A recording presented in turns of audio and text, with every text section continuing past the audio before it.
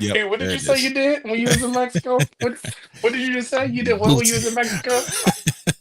I missed that. What did you say? I was drinking my water. You said something about I Mexico. saved the sea turtle's life. That's what I did.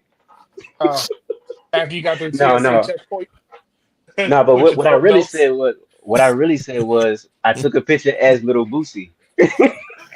So let me get it straight. I'm sorry. Showed the lights on, but you said you were in Mexico and somebody mistaken you for Lil Boosie, Little Boosie. and I you said, took a bro, picture with him. I took a picture. He's like, "No, can I take a picture?" I was like, Now, all right, okay, I my guess. question All is, right. did he And want to how take a did you picture? pose? How did you pose? Did you do this?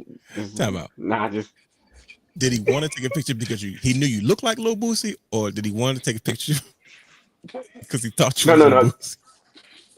At first, he thought I was Little Boosie, but then once I started talking to him, I was like, Okay, well, actually, it was a group of guys. They walked up on me. One dude was okay. like, he was like, man, look like Little Boosie or whatever. The other dude said, hey, he Falcon. I was like, what are you talking about? And I was like, oh, Anthony Mackie, Captain America, Yeah, Falcon. He yeah, called you yeah, yeah. So, Falcon. He called you Falcon. yeah, he called me Falcon. I was like, all right, so I'm Anthony Mackie. Now I'm Little Boosie. The other dude, he was drunk, but he was like, all right, you Little Boosie. That was my He next was like, question. man, can I take a picture with you? I'm like, bro, I'm not him. He was like, I know. I just want to take a picture with you. I was like, all right, That's even worse. okay, That's all Don terrible. right. Don Julio was running wild in Mexico. And Mhm. for the rest of the time there, hey, yo, Falcon, See, Captain America, what's you up? made, I'm like, all brother right, Hugh, bro. you made resort friends. Okay, there's nothing wrong with that, man. You only live once here. You know what I mean? You on somebody's Facebook and Instagram page. Oh boy, Look who look, Right, we you guys met. won't. You guys chilling. won't Did you imagine tell who we him like ran and into. subscribe? I did not. I did They Wow. not. follow Auntie Maggie. That's why. Yeah, They See, like, yeah, that's we saw yeah. you in Twisted Metal. We saw you in Right. Twisted Metal. oh my Crazy. goodness, wow! What a great way to start this because indeed the red light is on, and I apologize, ladies and gentlemen. We had to get that figured out because for some reason, like I said, brother Hugh is back. We are in full force. And of course, it is Wednesday. So that means you are here for another edition, episode, however you want to spin it, of the Wrestling Realm Now podcast. Now, brothers, tonight's show is all about another viral moment. We're here to talk about hashtag we want Kross. Now, brother guy, don't you get nervous. We have to figure out what's going on in this situation. And it's not necessarily about simply just carrying Kross in his popularity and his contract status. We have to figure out, is this all a ploy? Is this real? Is this contract really up? Or is this some new elaborate way of storytelling that the WWE has pulled us into before? Not to mention, we have to get into this ESPN WWE deal. We have to talk about how this affects us, the fans. Not to mention a few things that's coming soon to the wrestling realm. Brothers, championship culture is definitely on deck, and we have a lot to get and talk about. So, like I said, without further ado, Mm-hmm. ladies and gentlemen, sit back, relax, and enjoy the show because you are back for another edition of the Wrestling Realm Now podcast. Let's get it.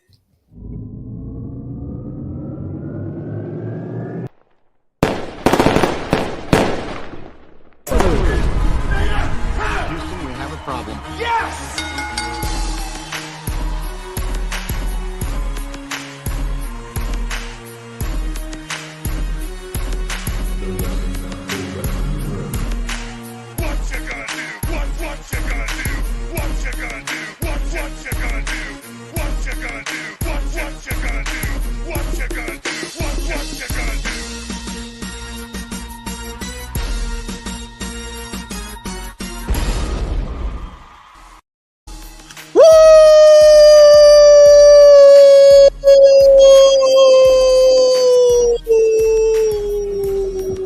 Nothing like a batch of fresh woos. Welcome to the Wrestling Realm Now podcast, where we take a deeper dive into the world of professional wrestling.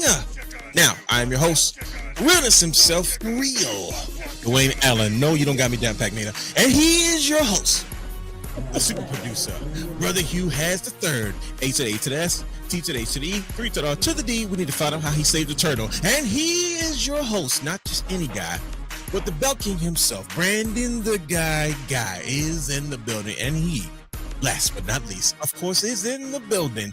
The man, the myth, the legend, the founder, the creator of the wrestling room, and still a heel in 2025. Brian H. Waters.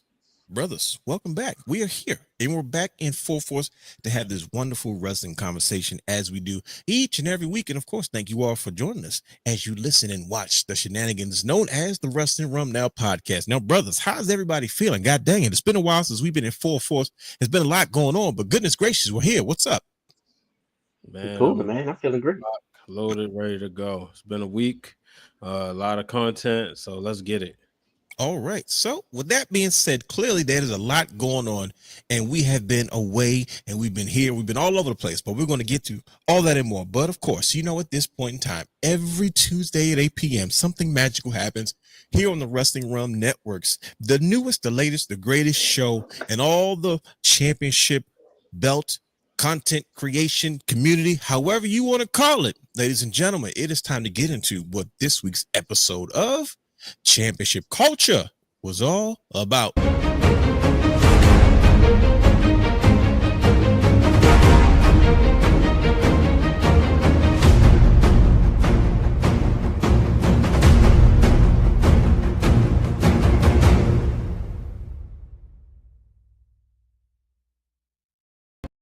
Every Tuesday at 8 p.m. on youtube.com/the Wrestling Realm, Championship Culture takes full force where Brandon, the guy, the Belt King, and Mr. Super Producer, Brother Hugh has a third. They take the mount and they grab their swords and their spears and they go to war.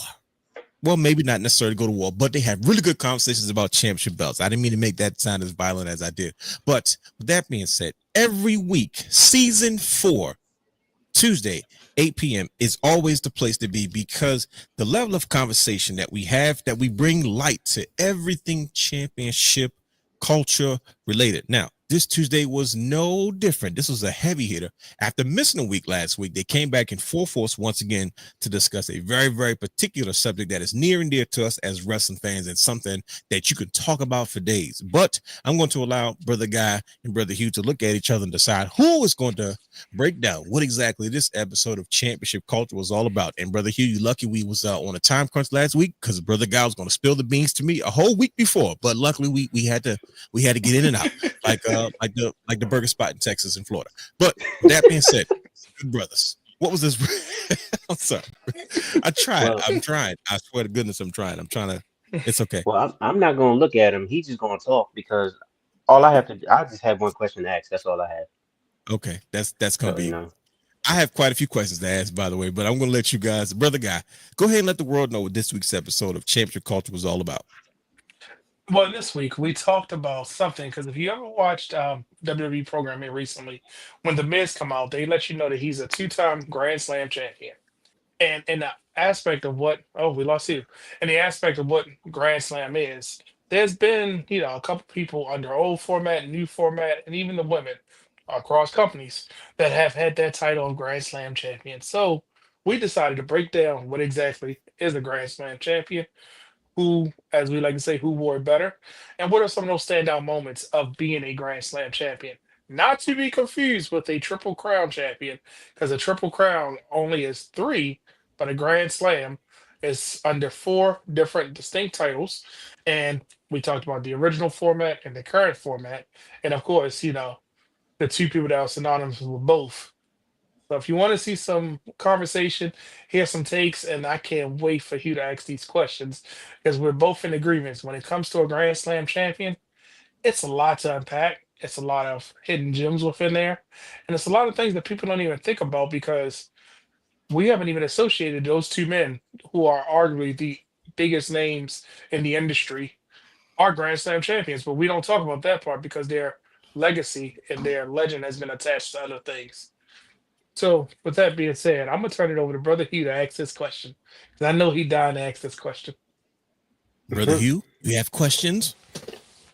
Yes, I posed this question or questions last night on Championship Culture, and I wanted to get the input of Brother Hollywood and Brother Realness. My bad, I said Wheelness. Realness. You Who's heard that? Is that an Play it alien? off. Wheelness. Brother Wellness. I'm a weevil. So the question is, upon retirement, does a legend's career feel incomplete without a Grand Slam, without Ooh. completing the Grand Slam? Or Or do moments outweigh the checklist? Does a Okay. legend's career feel incomplete without the Grand Slam? So, for instance, if John Cena is to retire without getting that one belt, does his career feel incomplete, or do the moments outweigh the checklist? I know it depends on the wrestler, but yeah, just in general. The Brian, moment. you want to take this one first? Well, let me tell you something, brother. The moment's always going to outweigh because, quite frankly, like people like a Hulk Hogan, we didn't care if he had the Intercontinental title. That just didn't even look right. Even if Ric Flair, if we take his first part of WWE, not that farewell tour, we wouldn't have cared that he was never a Intercontinental champion. We wouldn't have cared that he was never a European champion. So nah, I don't think it has to do with anything, complete or not. Jake the Snake Yeah, that's a had a good one. complete career Hmm. and no titles. Hmm. Roddy Oh, Piper wow. had a complete career and no world title. And guess what? Just like Ric Flair, if he didn't have that bogus of a run the last time, that last go round when they was facing, during the ruthless aggression era, we wouldn't have cared that Roddy Piper was a tag team champion. We didn't need it. So, everybody that doesn't have to be champion, including the guy LA Knight. He's another one who Yeah. he'll have a solid You career. you woke up and started. You decided to come on the show and you picked war. That's what you decided He'll to have do. a solid career, and he probably won't have a world title run, and he'll still be fine.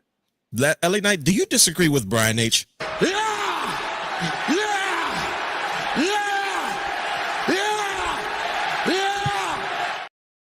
Why'd you do that? He had nothing to do with the situation. He just got a complete stray. Why are you bringing him into this? It's just Oh, well, And Vaughn, there wasn't technically there wasn't a triple crown. I mean, Grand Slam back then. It was all about the triple crown. But I'm gonna say, Devon, publicly, thank you, because you just reignited my unpopular opinion. Oh boy, is in full effect today. See, I was going to agree with you as far as the question was concerned. It's because I do agree with you, and you can even say you can probably even like go on a reverse. Then you talked about like a Hulk Hogan not having a intercontinental or mid card title because he was always bigger than he was kind of bigger than Bigger the than title. wrestling. Yeah, Right, he kind of right. was like, and you could say the same thing about like a Stone Cold Steve Austin, right? He had every Mhm. title, but the WWF light heavyweight title at the time, right? So does that like automatically just qualify him as a Grand Slam champion because during his time period under the old format, he didn't have every championship at that time, right? That was something that Right. was introduced. I don't know when exactly, but I know at WrestleMania 14, it was kind of like it was being like kind of brought to the forefront, with Aguila, like aka Essa Rios and Taka Michinoku kind of trying to spearhead that division as they were trying to compete with WCW's cruiserweight division. So on that Right. respect, you know what I mean? It's like sometimes being the Grand Slam champion is like a notch in your belt. Mhm. And I think he can carry superstar from main event player to Hall of Fame career when it's all said and done without having to have the same amount of success as people that have had bigger moments like the Miz. You know what I mean? The Miz's Right. career is the Miz's career, but we're going to remember his moments more than his matches or his runs. But at the same time, to be a two-time Grand Slam champion just kind of already solidifies his Hall of Fame career. He's 20 years in, and he could probably go for another 10 years if he wanted to. And then after that, he could probably be a manager or an announcer or somebody else. So he's a guy that can have multiple careers in one, kind of like Booker T, which you guys kind of talked about yesterday on the show. So yeah, I agree with Brian is, except LA Knight catching us straight. It had nothing to do with anything, but yeah. But some people, if you think about it, because you mentioned the Stone Cold Steve Austin, right? Mhm. Hmm. If they catch fire in a certain way, they can kind of skip that part, right? Like Bingo. if Stone Cold Steve Austin would have caught fire, he didn't need the Intercontinental Championship. We could have He had didn't. Stone Yeah. Cold without that. The whole, like, he had to run with Owen Hart, obviously, but he was by that time, honestly, he was doing well enough that if he doesn't win that title, Right. he still would go on and become the Stone Cold Steve Austin. And it looked like, since you bring it up, this is what wrestling run people do. We don't remember anything from his IC title run, right? We remember the moment of him being dropped on his head and his feud with The Rock, and of course The Stone Cold. stunner.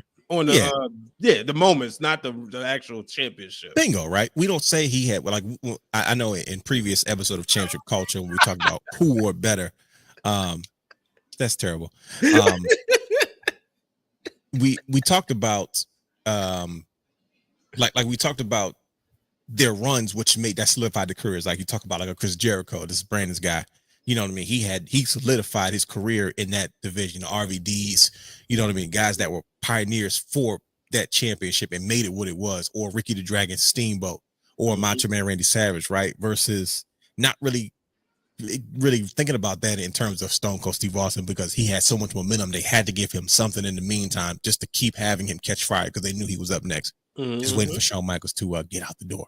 But yeah, so that's kind of I definitely agree wholeheartedly with that notion that sometimes if it's not necessary, who you are can kind of bring about moments that make you go, oh yeah, this dude needs to be in a world title picture, versus some of our favorites. Oh, we love Christian, as Brother Hugh did his wonderful Brother Guy impression talking about Christian yesterday on the show, which I thought was absolutely hilarious and quite accurate. He's like, we watched Christian's work and felt like, oh yeah, he should be this based off what he's done in the ring. But it's like sometimes guys just skip the line. CM Punk and The Miz is another one that comes to mind, right? CM Punk's kept saying, I'm the best in the world. Yeah, but The Miz had momentum because he was just The Miz, and he was he fit the mold of what a Vince McMahon guy was willing to do, and it just worked. So it's like it wasn't about what he did in the ring, even though CM Punk's like, I can dance circles around this guy twice on Sundays, you know what I mean? But it's like it doesn't matter, because the moment of him just changing his look and getting in those situations and challenging, John Cena, and then of course that package that he got, of course the video packages before WrestleMania. It just there's enough proof. Yeah, it was because this is a guy that came from nothing, and they came from the real world where the Miz was created. Like I watched the Miz be created live before, like in front of my eyes, because I was a fan of the real world back to New York.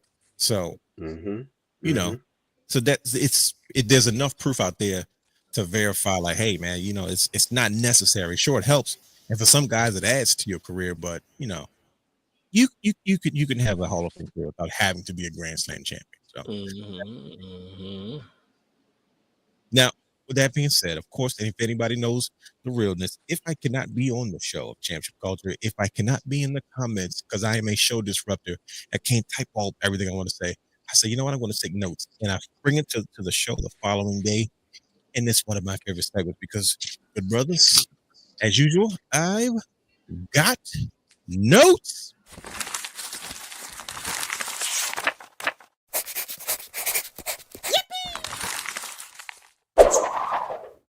Brian H., I'm not going to do it today. Okay? I'm not going to do it. I'm not. All right? I'm going to do it. I'm fighting it. I want you to know that I want to do it. Okay? I want to crumple the paper and the microphone. But I know it's been a long week, and I'm just going to proceed to read my notes, and I can't promise you what happens after that. So there you go. That's the only one you get, even though you attacked LA Knight. LA Knight, you think I should crumple? Why you want to defend LA Knight? That's the hill. Trust me, I got things you might want to defend later. I don't know if you want to defend that one. Yeah, I mean, you started it. You got on here, you chose war. So it's fine. LA Knight caught us straight out of nowhere. But yes, look, brother, don't do that, brother. You guys are jerks. Anyways, I've got notes. Championship culture, like I said, we've been discussing it, and those are excellent questions, brother. You Grand Slam champions, of course. The evolution of the Grand Slam champion is something that shows how WWE is always ahead of the curve when trying to say, hey, we're here to evolve the business. It has to grow, it has to evolve, which means the parameter often changes, especially when it comes to what you would consider Hall of Fame championship careers, right? So I think you guys did an excellent job of breaking down what was considered a Grand Slam champion versus what is this in the modern era, as well as incorporating how the women have kind of got into the fold now that they have tag team championships and mid-card championships. So that was special. Like I said, hold on, Brother Hugh's impression of Brother Guy, that was hilarious. He said, I'm done. And then he said, no, I'm not done. I thought that part was fun. If you go back and watch the show, it's funny. It's close to the end. He goes, Brandon goes, are you done? He goes, yeah, I'm done. He goes, no, I'm not. And he keeps going. It's funny. I got a kick out of that. That's literally in my notes. I had to put it out there. So my favorite Grand Slam champion, I'm not going to get through the show, I promise. Favorite Grand Slam champion of all time is HBK, of course. Shawn Michaels. He was. Didn't I He's tell the. you? Come I on. told you. He's the Mhm. pioneer. He's the reason Oh, we have this in the absolutely. first place. You know what I mean? There's Yeah. everybody will tell you there's no better in-ring performer of all time. I mean, and then Ric Flair stamps you because Ric Flair is arguably the greatest of all time. I knew it was going to happen. What happened? The Orioles went on a walk-off. All this talk, I said. Come on, man. See, Didn't I there you say go. that? There I you go. said that, right? There you You go. said they was gonna win on a walk-off. All this talk, they was the only team not to win on a walk-off. And I said the game we go to is gonna be on a walk-off. And then what happens? It rains, No. and rains, and rains. And my daughter was like, "All right, I tried enough. I'm ready to go home." Look, Yeah. man. Yeah. I keep my princess outside in that rain. She said she's ready to go. God dang it. She's ready to Yeah, go. yeah, you know she was ready to go. Yeah. She passed up the funnel cake. Oh, yeah, that's rough. Right. I noticed I'm that. not gonna lie, because I probably would try to stick around for a little bit. So I know Yeah. it's bad. Okay, all right. Well, but yes, Grand Slam champion. And Favorite they one was is wearing Shawn her and Michaels. her uncle. He was wearing Jackson Holiday, matching Jackson Oh Holiday. yeah, we were twins. Oh, look at that. We were twins. Okay, I'm spinning today. All right, Yes. I like Jackson Holiday. I'm just the Orioles let me down. They let me down early, so Yeah. I've been off the bandwagon for a while now, gentlemen. It's okay. Brother Hugh. Yes, sir. Last part of my notes. I have to get this out here. Brother Guy had told us at the end of the show. No, don't look down. Don't look down. Face the music. Last week he told us that you were missing. You were out of town, and you were held up at the airport because he said you tried to take 12 belts through TSA, not realizing that it's probably best for you to put those championships in your just check them in, but you wanted to take them with you. Now I feel bad about believing that because I thought it was true, but it turns out the reason that you probably really got held up is because you saved a turtle in Mexico. I need to know this story before we can move on. That's the last thing on my notes. If you think I'm joking, bam. Brother Hugh Oh my God. saved a turtle, question mark. I need to know this question before we wrap this up. So, Well, Brother Hugh, please tell us, how did you end up saving a turtle in Mexico last week? I woke up early in the morning and catch the sunrise on the beach, just chilling. This is already going to be good. Right. And it was a baby sea turtle going across the beach, Okay. right? Trying to make his way to the water, of course. And he got like right to the shoreline, right? And he fell over. I thought a crab was about to go. I was like, oh, don't tell me he got snatched up by a But crab. no, Seagull came and got him up. he fell over and he was on his back and just going crazy, like His flippers was flipping. right. So birds were coming, but then Oh, no. it was also some honeys on the beach too. You know what I'm saying? Oh, So okay. like, So you had another you know reason what I to go mean? like, oh, well, let me go right, ahead. right. Oh, I got you. Oh, let me. Right. I got you. You saw what I did, ladies? Oh, all right, you got it. Yeah. We're gonna get some quesadillas later, right? Oh, all right, I got you. But yeah. So I picked him up. Uh-huh. I had to pick him up anyway because like a mountain of seaweed, or sea kale or whatever, it washed up on the beach. So in order for him to get across that, like he would have to go through that stuff. Okay. It was no way in hell he was getting through all that. So I picked him up, carried him over, put him in the water. I got video of him going across the beach, but I didn't get the release because I was trying to impress the ladies. Nah, it was honeys. It was dippies on the beach. I got you. Well, Right. God dang it, Brother Hugh. Congratulations. I just want to applaud you for being a human being that you are.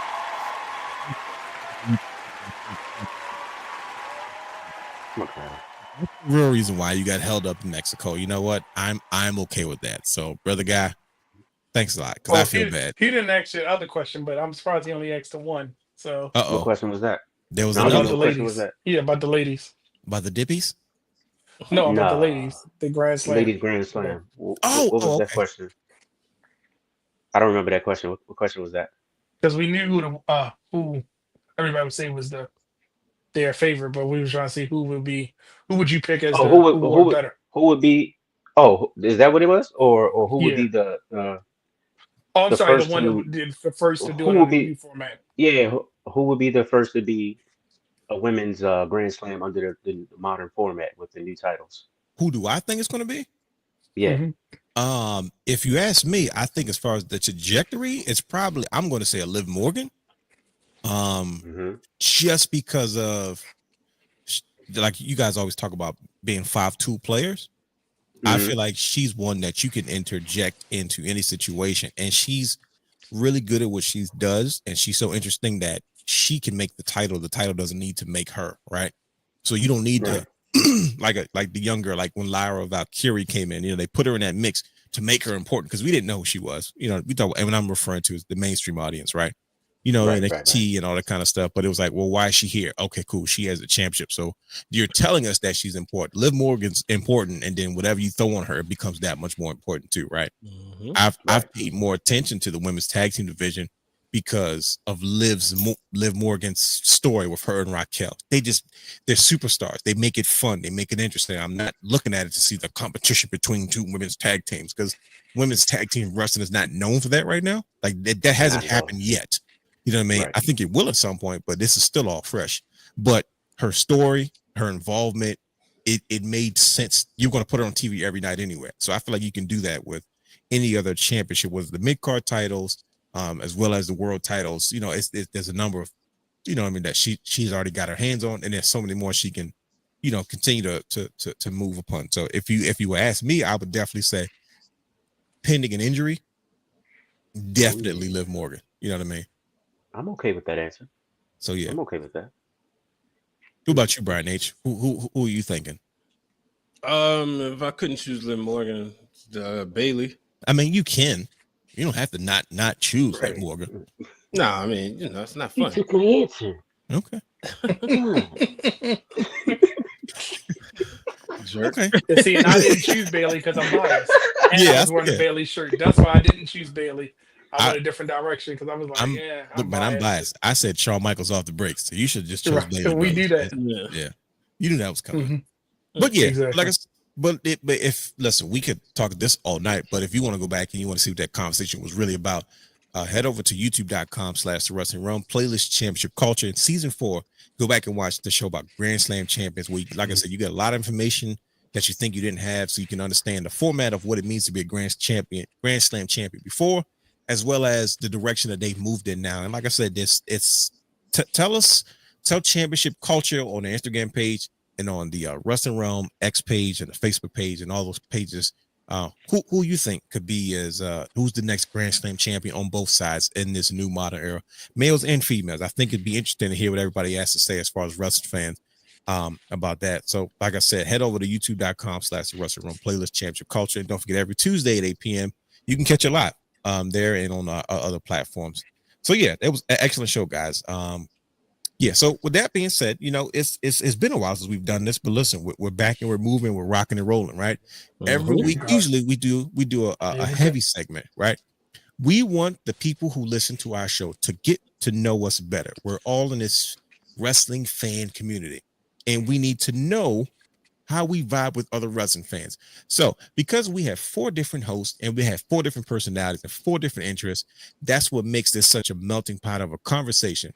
And every wrestling fan relates to people in different ways. So we have a special way for us to make that happen. And that is through Wrestling Realm Facts and Unpopular Opinion. Now, we alternate these segments every week because some days we want you to know, hey, maybe our favorite matches, our favorite superstars, favorite pay-per-views. And other days we want to know, hey, what's some of the opinions that we have that maybe people don't always agree with? And of course, this week it is our Unpopular Opinion week. Now, this can be pretty hot. It can be pretty dicey because I blame Brother Hugh. And it's probably my fault because I shouldn't have asked him first when we first kicked this off, because he just went straight for the nuts, just straight 2 feet. Went crazy. I was just telling the truth. Nah, see, there you go. Anyway, like I said, this week, ladies and gentlemen, I'm not fooling Brother Hugh. It is our Unpopular Opinion week. Wrestling fans, please, in the chat, if you're watching live, comment your unpopular opinion this week, and that way we can kind of get to know you just as well. So, good brother guys requested that I go first, and so I'm going to kick off this week's unpopular opinion. I'm going to give myself the drum roll, and I'm going to spill the beans on how I feel about something that some people may consider an unpopular opinion, some people may not, but I'm going to let you all judge at the end. So without further ado, let's kick this week off the right way. So drum roll, please. This week's unpopular opinion from the realness is Bryan Danielson's matches in AEW are way better than his matches that he has had in WWE. Fight me. The fact you said "fight me" at the end is the best Right. part. I love it. I love the energy. I Yes. That's know, it. because I know it's going to be somebody that's going to say what. Because and listen, brothers, henceforth, I called him Bryan Danielson. He has earned that name from me. Is because I have found myself going back to watch Bryan Danielson matches and matchups in AEW. He has had more epic matchups in AEW than he's had in WWE. He's been wrapped WWE. He's wrapped up in stories, and 1 minute he's this, and 1 minute he's that. Absolutely. And it's like we have to take almost like however long he was in WWE and then like compress it and go. You know what I mean? And say, this is what made his career in WWE. Versus now, AEW, if you go on their YouTube channel, they got Bryan Danielson match against Will Ospreay, Bryan Danielson match against and I'm like, I'm like, oof, these are heavy. And I forgot about that Bryan Danielson because I was Jack so used to Sabre Jr. Daniel Bryan. All those. insane. I'm like, wait a minute, wait. Like, we saw a lot of our favorite matchups that we never thought we would get a chance to see, and he was unhinged. He, as Bryan Danielson, if you watch his stuff, late Ring of Honor, I don't like early Ring of Honor Daniel Bryan because I don't like bald head serial killer looking Bryan Danielson. Right. I like American Dragon, grizzled beard and long hair, Bryan Danielson. And when you watch his style, you're like, ooh, he wrestles a very aggressive and violent style. And that's the style that we see of him in AEW in some of these epic matchups that I'm watching. And like I said, it's rare that I've gone back and say, let me watch a Daniel Bryan match as of recently. But I've been looking for his AEW matches. I'm like, I'm getting a kick out of watching this. I'm like, bro, his matches in AEW are just better than his matches in WWE. I said what I said. I'm not saying moments. I'm not saying yes movement. I'm not saying YesMania. I'm not saying WrestleMania with Kofi and all the stuff in his AJ Styles, Brock Lesnar. There's a whole list of stuff that I love that he did. But as far as his matches, Like you said, fight me. I just fight me. Who has something to say? I'm ready to argue. So yeah, Okay. gentlemen, that's my unpopular thing for this week. Deal with it. Who wants to go next? I'll go. Okay, Brother Hugh. Let's get the drum roll rolling. So this week's unpopular opinion from Brother Hugh, super producer, has the third.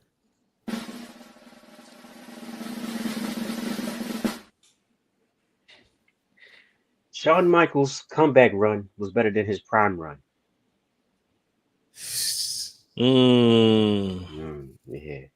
Yeah. Look at realness. Look at him. It burns, doesn't it? Why you ain't say fight me? Why you ain't say fight me? Fight me. It burns. We're all like Kevin Owens 2015 promo because that was his always his thing. Wow. Right. Hold on. Time out. Let me just repeat it real quick, okay? Hold on. Everybody just calm down. Everybody just calm down. All right. Everybody settle in. Let me just say it. I gotta verbalize it first. Shawn Michaels' return run to WWE was better than his run in his prime. Yeah. All right, we just gotta sit on that. We're gonna stew in it like a pot of stew. The weather's changing in the summertime. So yeah, and just because he said that, I'm gonna make sure the graphic is the one when he won the world title. Oh, not in the brown pants, Brian. Don't do that. Yes, sir. Y'all talking about me. You guys talking about me being diabolical. Now you're going too far. Don't bring gear into this. It's bad enough. You started it, man. That's you the started height. it in the chat, right? That's the height. World title run. Oof. Can you do the not the the DX? You could have did the DX. Can you do with the the picture pants, when he came out of the army fatigue pants? What was the next pay-per-view Armageddon? He lost the belt that day. But he came back in his real gear. Like, he lost it. This was the DX Army with the look like DX grew up on him. He has so much stuff. Sheesh, Brother Hugh. Dang it. All right, brother guy. You gotta give Brian his time to find doo-doo pants Shawn Michaels. Oh, it ain't hard. Right. Oh, that's terrible. That's right. The first one that comes up when you Google it. That's Shawn Michaels world title. Doo-doo pants Shawn Michaels. Anyways, brother guy, are you ready to give the world your unpopular opinion for this week? Yes. Here we go. Drum roll, please.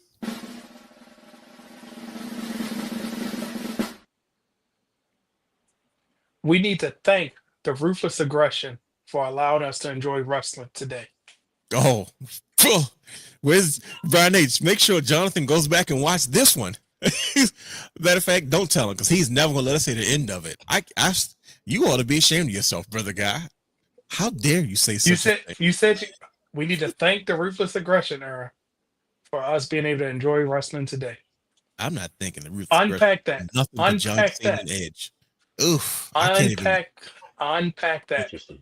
I can't even begin. Unpack it. That's Peel too it much. back. It's so many layers, and when you do, you're gonna be like, "Oh, God dang it, brother guy was right." Oof. I I'm- can I'm- live without the ruthless aggression era. I'm going to tell you what's the problem with that is because a lot of our favorites, and it goes back to Brother Hugh's unpopular opinion, like Shawn Michaels' second run was like smack dab in the middle of that, right? And then Right. like you had Triple H, right? But it was so many bright spots in the ruthless aggression era. We get John Cena, we get Edge, we get Randy Orton, and we get like even Undertaker. Like we got OGs that's in the mix of all of that, but it's just like, ugh. Let me ask you this question, and this is not the debate, the unpopular opinion. I just want you to unpack this. Do we get a Cody Rhodes? Do we get a Drew McIntyre? Do we get a Seth Rollins without the ruthless aggression era happening? I Oh, don't- okay. I don't. Okay, all right. Where's Will Ospreay? Do I we mean, do we do we get a Kenny consider Omega? Do we get a Kenny Omega? where do we Because- cut off? Where do we cut off the ruthless aggression? That's what kind of defines the end. Like, what Okay, do, that's what you. you see what I'm saying? Like where do we? Because when you think Seth Rollins, it's like, well, where does it end? You know what I mean? Like Like attitude era kids. When that ruthless aggression probably ends when the height of the black and gold. I would say like when, because remember when it morphed from the NXT game show to the show, that was at the tail end of the ruthless aggression because it was like, all right, we got elements and we're trying to figure it out. But when it was black and gold, I'm gonna say the takeover era. That's when it became okay. the end of the ruthless aggression. So we're probably winding down what 11, 12, 13. Mm-hmm. Okay. All right. That's oof. These are side conversations to have. I tell you, because oof, man, that's a You're rough welcome, one. brother. You're welcome. Yeah. Too bad you I'm can't gonna put it talk in about mine. You're welcome. Yeah. Yeah, you're welcome. Yeah. You said fight me. I'm gonna say Brother, you're you said- welcome. Brother had said, well, too bad you can't talk about it. Yeah, you're right, because my wheels are spinning. Brian H, are you prepared right. to give us your unpopular opinion for this week? Are you ready? Yep. All right, here we go. Drum roll, please.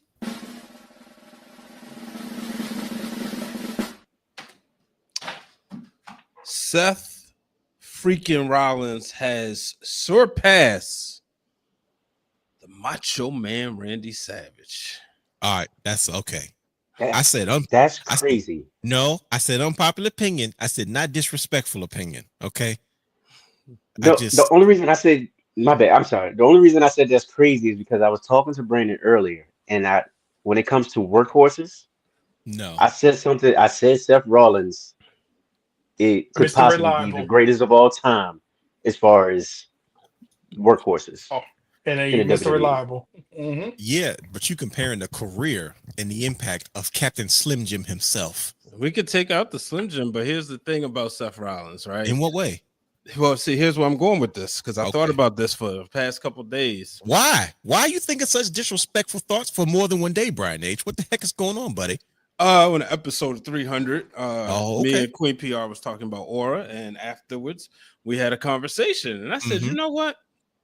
Seth Rollins is past Macho Man. And True. she was Why like, is that the first thing Well- you say, though? You don't say anybody else. because here's the thing, This goes after Macho Man. Macho Man Mm-hmm. You just said it. never could make Yeah, choose your words equal carefully. amount of money Oh, that's not or fair. make an equal drawing card Okay, as Hulk Hogan. got Hulk Hogan, he could never get past him it. under any circumstances. This is factual evidence. This is Yeah, definitely is. it's the truth. It's the truth. Seth Rollins Mhm. was able to keep Raw on the same level as SmackDown when the Tribal Chief was world champion Mm. or the Yeah. WWE Undisputed Champion. Seth Rollins, yeah, it may be hard that he was born around the same time, a year later than Roman Reigns. And once Roman became the Tribal Chief, he probably won't surpass him. but he could look at him eye to eye. You wouldn't say, don't put me on Seth Rollins' show. And I understand inflation and the money is different. But back in the day, people wanted to be on Hogan's show. It's a reason that they had to get that belt back on Hogan. They gave Savage his run. Yeah. But then afterwards, the moneymaker's the moneymaker. The moneymaker's the moneymaker. And Savage didn't get that title back until Hogan was completely, done with, well, not completely done, but, we're talking 92, and we wouldn't see Hogan no more until a year later. You can make an argument, and that's the reason why I do think WWE is saving this mega matchup between Roman and Seth. Oh, they're definitely stalling for WrestleMania. Like that will be bigger than Roman Cody. Will it be bigger than CM Punk, Seth Rollins? Oh yeah. Oh yeah. All right. Yeah. Because it's going to be on the level of Rock and Austin.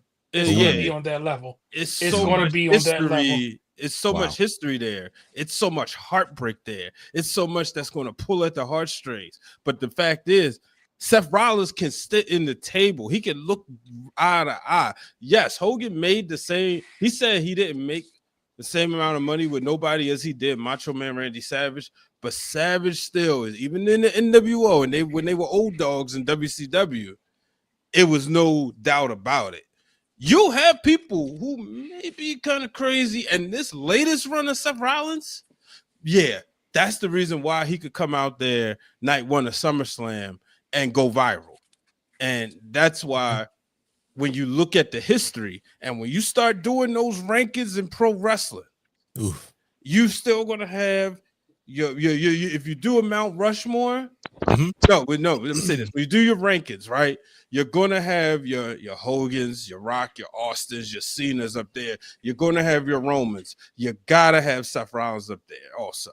Seth Rollins has surpassed Macho Man. He surpassed Triple H. He surpassed all the wrestlers, and he's crossed over into the mainstream even more. Oof.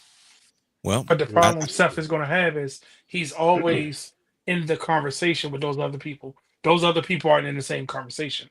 Because if you think about it, like we said, Cody and Seth, Roman and Seth are going to be as big, if not bigger, than Rock and Austin, because you had Seth and Cody, you had Seth and CM Punk, Seth and Drew, Seth and anybody. It's always Seth and somebody else. It's not always somebody else. You're not going to care about those two. But when Seth comes, that's fight forever energy.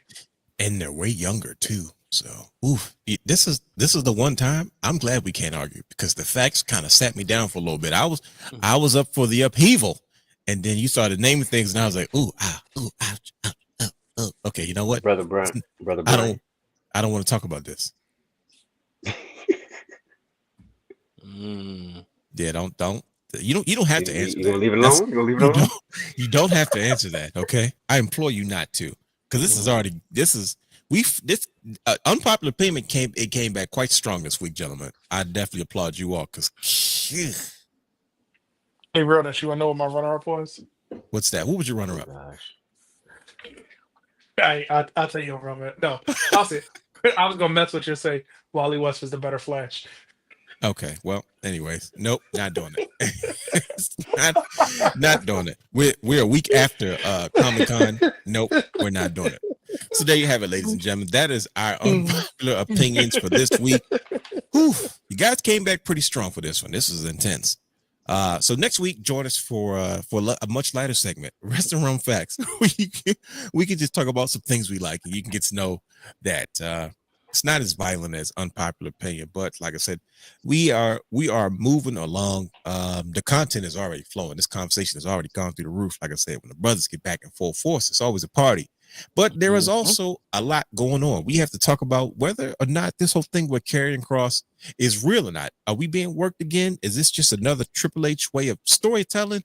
Or did WWE let Karrion Kross walk? And why? Why would they let somebody go that has momentum and popularity going forward, especially what just happened with R-Truth not too long ago? right? Is WWE trying to control the audience and say we're not going to have another situation where they force us to bring somebody back because that's exactly what happened? Are they trying to stay ahead of the curve and keep as much control over the audience as possible, or are we just caught up in another elaborate storyline? We're going to get into all that and more, but before we move forward, there is a lot going on as far as content in the wrestling realm. Brian H., you have done quite a bit in this last couple of weeks. Let's tell the people at home what you have been cooking up and what they can look forward to as we wind down the summer and you start getting ready for this. Fall is a very inspiring pro wrestling season. I know it is for me. I can't speak for anybody else, but I know there's a lot coming down the pipeline. But Brian H., tell the people what you've been working on. Well, in the words of Road Warrior Hawk, seeing as I just turned wait, where is it? Okay, yeah, that's right. Seeing as I just turned 39, I had to hit the ground running, and there was a lot of things happening while I was on vacation, and because I'm a workaholic, the game don't stop. So this week, you'll see that ESPN and my former employer did this thing where they getting WWE content. So what better person to talk about it than kind of give you some insight than me? So as a former ESPN employee, I kind of gave some insight on the deal and even revealed how I may have left the company a little bit too early. May have missed out. Yeah, I may have missed out on my WrestleMania 32 moment.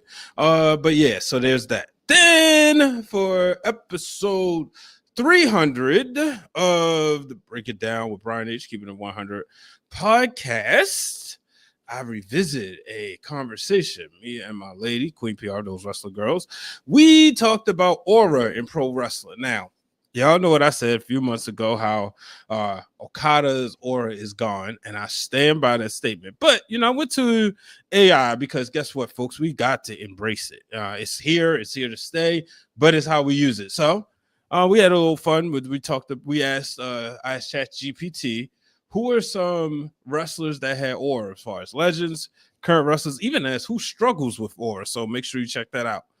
And then tomorrow at 12 p.m. Eastern Time, 9 p.m. Pacific, I welcome back Jay Bougie to the show as he comes on. Jay Bougie is 1/3 of the booker for ETU Wrestling, and they will be having a show September 28th, I believe. It's all in the description, at the Mecca, the place where Brother Hugh and I went to see the Bodega Street Fight. So we talked about that, and he even talked about everything that him and the rest of the Killionaires Club is doing. So yeah, Wrestling for the Culture is back, and let's just say that show is going to get up and running again very soon. I got quite a few people that I need to have a conversation with on that show. So all that stuff is available on the YouTube channel. If you're listening on Spotify, Apple Podcasts, you can also check it out there. So that is my announcement. Well, there you have it, ladies and gentlemen. It's quite a bit. As you can see, we're not slacking on the content, man. There's a lot coming down the pipeline. And like I said, Brian H. is about to get inspired and get revved up. I look forward to, all the content that he produces. We are brothers and hosts on the show, but I'm also a fan of each and every one of these brothers and the stuff that they produce. So I'm definitely looking forward to that. But there's also some, you talked about getting the show up and running. And I think it is finally time. And I think that I have kind of just a bit of a small announcement to make. But brothers, I think we locked in. I think we're ready to go as we wind down the summer. We get ready for the fall. I think it's finally here. If you're not sure what I'm referring to, just take a listen.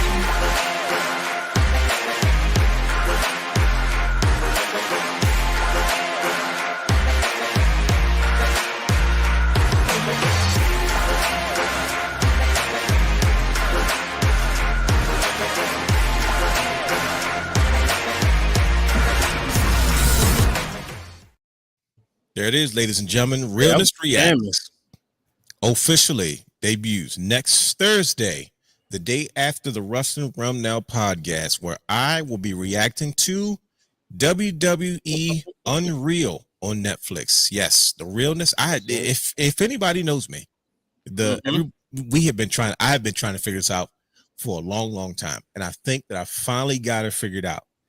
And I can't wait to do this. This is going to have a different look than people are used to seeing from me and from the Wrestling Rum. As like I said, we're trying to diversify our content, and people have been waiting and waiting and waiting and waiting, and it is finally going to be here. So next Thursday, I don't have a time as of yet. I'm leaning towards probably 7:30 or 8 o'clock. But like I said, all that stuff will definitely come down the pipeline. But it is finally here. I found my niche, I found my groove, and I feel like I know what direction I want to go in. So this is just the first of many of the realness kind of, doing as just doing, contributing to the content here on the Wrestling Run platform. So yes, the first episode, the inaugural episode of Realness Reacts, where I react to WWE Unreal. And I've been waiting for this. And Right. I know a lot of people have, and I will be addressing quite a few things. Uh-oh. I'll be discussing, first of all, was this a good idea or a bad idea? I'll also be answering who the show is for and why it works best in Netflix. I'll be talking about what the show is trying to accomplish, and talk about one of the most sour spaces in our community. Why do wrestling fans walk away when they find out that the show is actually a show? So I'll be talking about all these things and more. So this will be the first one. So Realness Reacts is finally here. It will debut next Thursday, like I said, around probably 7 or 8 p.m. I'll get all that situated. I'll be advertising all this week, and I'm here now.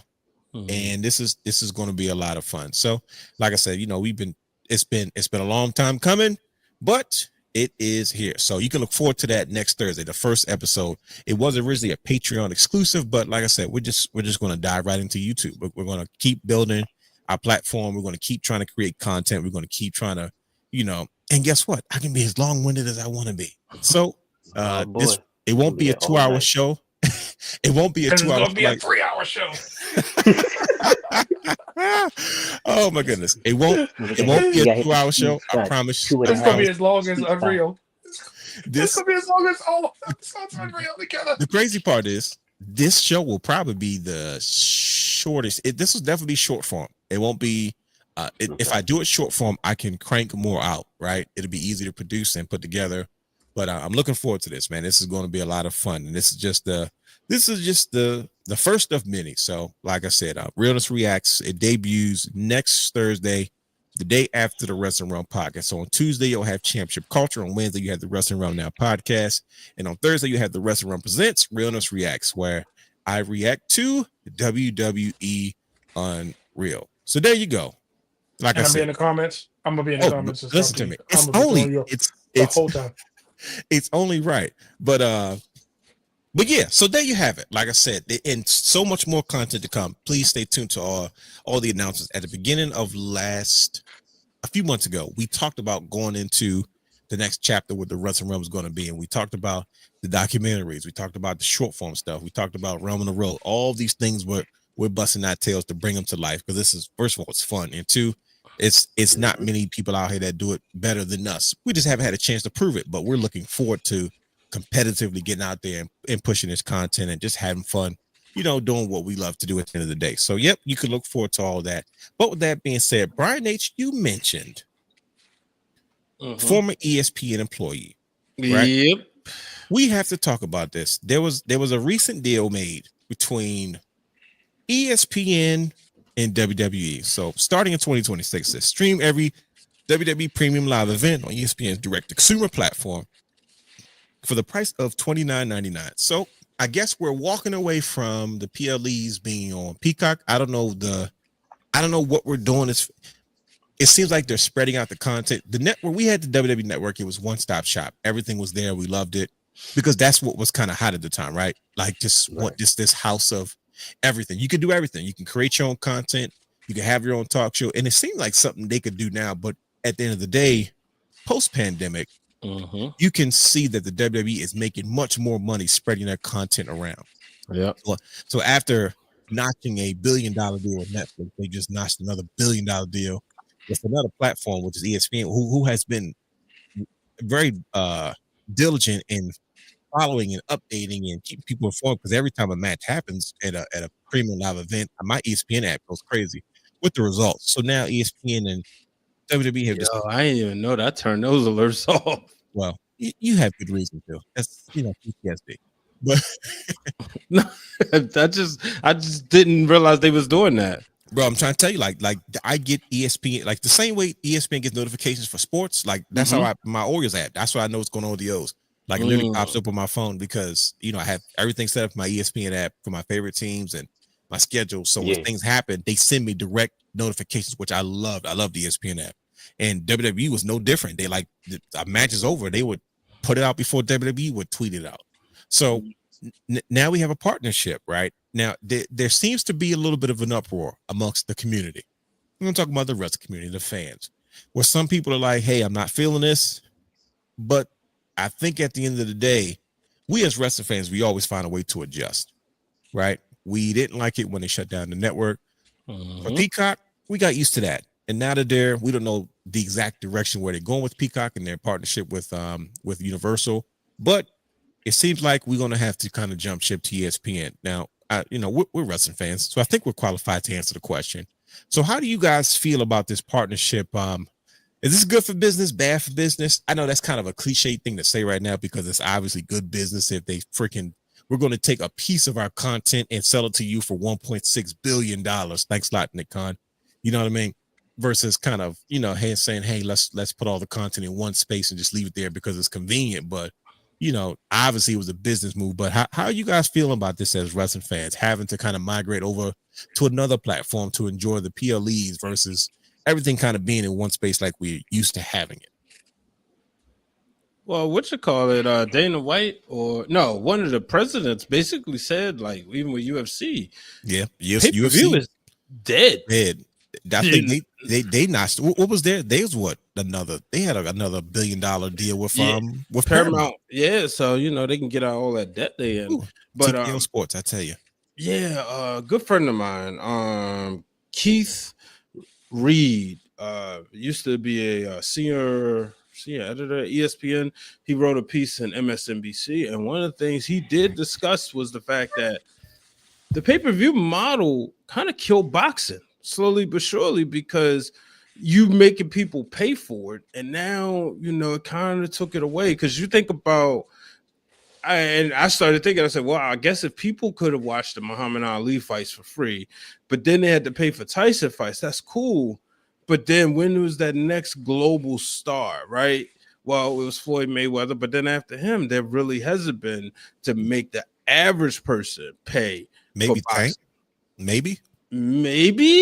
Yeah. Not on the same level as Floyd and those other guys you named. So yeah, and then because they were saying like John Skipper, who was the president of ESPN when I was there, he was even going on record saying like, oh yeah, if the NFL wanted to charge for the Super Bowl, they could. But I think eventually when you start making people pay for pay-per-views and stuff, it does kind of take it away, right? Now WWE went backwards where, let's say backwards to say, we was paying for pay-per-views, right? But there's no doubt about that spike in popularity rose when there was a WWE network, when you didn't have to pay $30 or $40. And when I say spike, yeah, and even spike in social media conversations, social media metrics, number one trending on Twitter, and then the Netflix of it all goes to show you, when I was in Brooklyn, shout out to the people at Netflix, they invited me to this reception. There were quite a few people. I was in the suite, and there were quite a few people who were working for like the Rolling Stones or different places, never heard of wrestling or didn't know anything about wrestling. They say, oh yeah, my friends used to watch that, but they got a chance to like experience it. And then like even my older sister, who we never talk wrestling except when I would take her son to the shows, she hit me up and she was like, yo, I've been watching this WWE Unreal stuff, man. I like this. So you get this renewed interest, and you're putting this on their programs, you're putting this on their televisions while they're at home, while they're already paying for cable or already paying for some streaming service for ESPN, and now they get to watch the pay-per-views for free, they don't have to go wait and picking up the phone like we was doing. Yo, who won last night? There's been plenty of times on a Monday I would call Brother Guy. I remember Brother Guy telling me, "You will not believe this. Jeff Hardy is the WWE champion." Heard that, Brother Hugh? Oh gosh. What? What year was that? 2008. What year was that, Hollywood? Okay. 2008. It was. I was getting ready to go to. So I was working at the Blue Box. I remember driving there, and then later on that day, that's when I learned how to find these videos online. So I downloaded and I put it in my iPod Touch, and I had to watch that moment over and over again. But that was the thing. You had to pick up the phone and call people. You had to figure out who won. Plenty of times me and the real Dwayne Allen would go to school the next day. Man, we sitting there talking about couldn't wait to get there. I need that link. I didn't get a link last night. Right. Bro, my link fell out, bro. OG fans. It froze halfway through. I couldn't even finish it. OG wrestling realm group fans will remember when we would say stop putting the link in the group so we wouldn't get the group shut down. Right. Just ask for it and DM it to each other. There you go. But now they've gone this direction, and so it's very exciting to see. I expect the business to increase. Now, I don't know if y'all saw the memes where it said you were going to have Michael Cole and Stephen A. Smith, and then Stephen A. Smith will say, "Oh, yeah, that Carrier Kross, he's a bona fide scrub." So it's going to be interesting where this cross partnership goes. I do not look forward to hearing Stephen A. Smith talk about wrestling. Yeah, because he's going to remind you, the Dusty Rhodes, and I was a fan of that, and I think I could be a good manager. And, we talk about all the time, when people, old school wrestling fans, and they always say Hulk Hogan, Paul Orndorff, all the old people. That was a generation. Yep. Mm-hmm. I used to watch wrestling when Ric Flair. Oh, yeah, that was my guy. Yep, ooh. There it is. Ric Flair, woo! How about you, Brother Hugh? As a fan, how you feel about this partnership? We understand the business of it. Yeah, that's true. We're a little bit older, right? We're a little bit older. But how do you feel about it as a fan? Does this provide the audience? Does the audience still come over? Or, do we adjust kind of reluctantly? Or how do you feel about it personally? I feel like at the end of the day, if you're a wrestling fan, you have to adjust. Well, right? Reach on. To be honest, right? Yeah. So, I would say, I hate to say it from a business perspective because he just broke it down, but it enhances visibility 100%. Yeah. Now you're also gaining more followers potentially because all of the sports fans who are just catered to sports, they're going to see WWE wrestlers on ESPN all the time now. They already started doing it with Seth Rollins, Cody Rhodes, Roman Reigns will pop up on there every once in a while on a was it First Take or whatever it is. They'll jump on one of those shows. You still got Pat McAfee. Absolutely. So now you're going to see these wrestlers on that channel consistently, or on those channels consistently, which is going to make the other people that doesn't pay attention to wrestling, they're going to make them tune in. Like, who's this guy? Yep. Why are they talking about him on the sports channel? Mm-hmm. Wrestling is sports entertainment, right? Now we're entering a new industry, right? Yep. 100%. So it just enhances the visibility, and I think it's a great move. Of course, it's like an 80-something% increase on the deal on what they was making with Peacock. Yeah. Right? Much. Hey, look, you're making money, you're gaining exposure, you got control over your rights, your streaming rights and whatnot. So it's like it just makes sense. Everybody will get over it, at the end of the day, because you're not going to miss WrestleMania just because it's not on Peacock. You know what I'm saying? Like, let's be honest. No true wrestling fan is not going to be like, all right, well, I'm not going to pay this, that, whatever. Or I'm not going to watch it because it's on ESPN. Nah. You're going to sign into somebody's account. Exactly. So we had to get over the network. That was the hardest thing, I think, as wrestling fans. So if we got over that with the stupid Peacock, we had an uprising about that. We were hoping to, and like you said, brother, we had to adjust. So that hurt because what was that network, man? That was it was so beautiful. We could tell every other fan base, whatever app they had, It's not the WWE Nope. network. Like that joint was better than Netflix. It was broke Yeah. records Oh and my god! If everything. you could just hit search and 100%. find any wrestler and everything associated with them, you can have Bro, effects on them. I It could was like watch Cameron matches. Yeah. right, Well, and it also had a live feed as well, so it was almost like its own Yeah. channel. Yeah. Oh yeah, yeah. they had his own If you- special stuff. I yeah. forgot all about that. Yep. If you went to the live chat, you could leave it on and just run content all the way around the clock. So That's all you had to Oh, do. yep. So, how about you, brother guy? How you feeling about this part of it? And I ask you, brother guy, because you're not traditionally a sports guy, right? So, ESPN is not necessarily, in your top 5 apps list on your phone. You know what I mean? So it's like, okay, cool. Now this is bringing you to it. You are a different audience for ESPN. How do you feel about kind of migrating over to sports? Because we all know how you feel about sports. So now it's like they're trying Why to you pull you say it in. like that? Because he has gone out of his way to say, hey man, I don't do sports. What is this sports thing?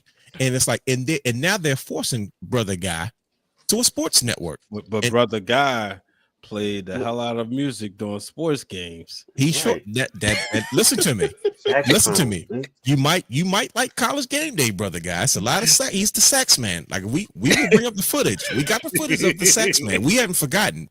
We just don't play the sax music because we're monetized now. I'm working on that, Brian. So trust me, I'm still getting situated. But but how about you, brother guy? Is this a chance for you, brother? You about to say something? Is this a chance for you to kind of tap into a new audience and come into a new genre? How you feeling about this partnership, ESPN and WWE? He can't So- wait to watch the Baltimore Ravens hit a bunch of home runs, bro. Oh, Oh gosh. my gosh, bro. From the 3-point line. Right. Splash. Bottom of the net. In the penalty box. Right. Splash, bottom of the net, or like remember Chelsea Green? Bottom of third. Bottom of third. You remember Chelsea Green did that one time? She's like, yeah, swing and a miss, touchdown. She said something crazy. Right. And I was like, I cannot believe Chelsea Green just said that. But Oh my gosh, bro. talk to us, brother guy. First off, so when I first saw that announcement, I said, "Why? And how much is this going to cost me now?" He said, why? Yeah. But when you sit back and think about it, it made sense because the first thing is wrestling is cool. All of these other entities are bleeding into wrestling, and one of the biggest avenues that they've been bleeding into over the last, let's just call it what it is, the last 5 years has been sports entities. We saw with the belts. We saw it when the superstars go to different things. Even when Rhea Ripley was at NASCAR, they've been testing Oh, these yeah. waters to say, okay, where can we go, right? She's got a good And point.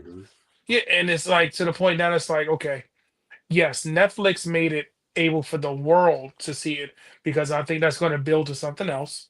But this now is going to get people like me that would never, I'm never going to subscribe to ESPN, but now I have to because that's the place I'm going to have to go get pay-per-views. I'm not going to Right. go on Comcast or Verizon and be like, let me buy it for $60. No, I can just pay the $30 a month and see it, or whatever it may be for that price. Or it might not even be available there because back in the day, we knew what was it, Hollywood, $29 or 39 for the regular pay-per-views, and it was like 59 for WrestleMania, right? Yep. And Yeah. Yeah. we had to fight to get that. And sometimes depending on how your mother was feeling, you might have to no, you can't get it because it's gonna fall the wrong time the bill going to hit. So you always had to manipulate some things, but I'm just worried about going after the bigger picture and losing people. And when I say losing people, so like let me take myself for example. What if Mhm. I don't want to pay $29 a month just for that one pay-per-view? Then Right. I'm forced to do the illegal thing, which I don't want to say and say, okay, well let me Pass the go link. find the link, right? Because I still want to watch wrestling. Or I'm going to sit there and just stay close to social media and live through that. Or Yep. watch somebody on TikTok that's streaming it, just be like, let me do it that way. So are you going to Still get the lose? clicks. Yeah, you Still get still get it. interaction though. Yeah. So I mean, So that's either way, you and stuck. yeah. And I'm just worried because when we went from the network was like $9 and then Peacock was $2. And we are like, oh, okay, we're gonna get us a shot until we realized, wait a minute, you took away the best thing we had as a wrestling fan, catered to us, centered for us, and you gave us probably about 10% of what we were used to. But we adjusted, right? Facts. And even Hugh, I think Hugh was the one laughing at me because I don't have the premium Peacock, and it plays commercials. So like when you watching the story of the match, I'm watching a commercial, and I'm like, I don't care, it doesn't bother me. I've adjusted to it.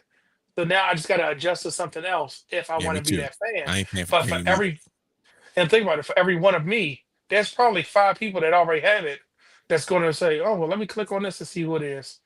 Hmm. Yeah, Well, let me it's see why this woman was so bad at throwing out the opening pitch. Oh, she's yeah, actually the champion. Oh, oh, well, who's that right there? Well, let me see what Seth Rollins is doing because he did come to. He likes the Cubs, right, or the Bears. Which Bears, Chicago team he Bears. likes? Bears. Bears, Same thing. Bears. He's at The same thing. same thing. Okay. Don't no, this No, brother it's guy. not. Don't let him do that What? to A you. Cub is a Oh, bear. What are you talking about?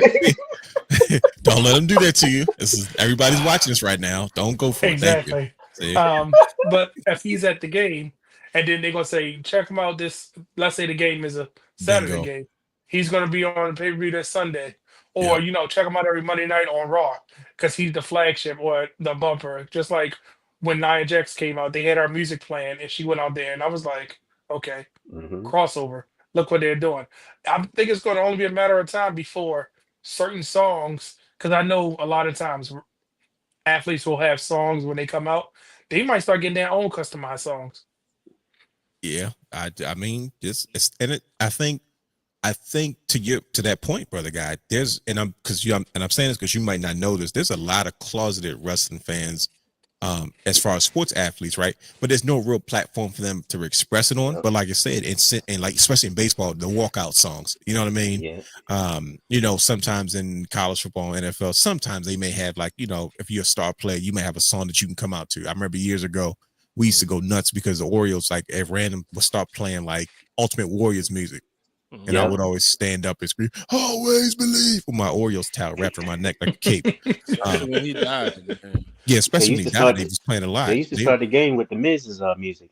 Yep. I came to That was play. about a couple years So, ago. Oh yeah, they you did. see what I'm saying?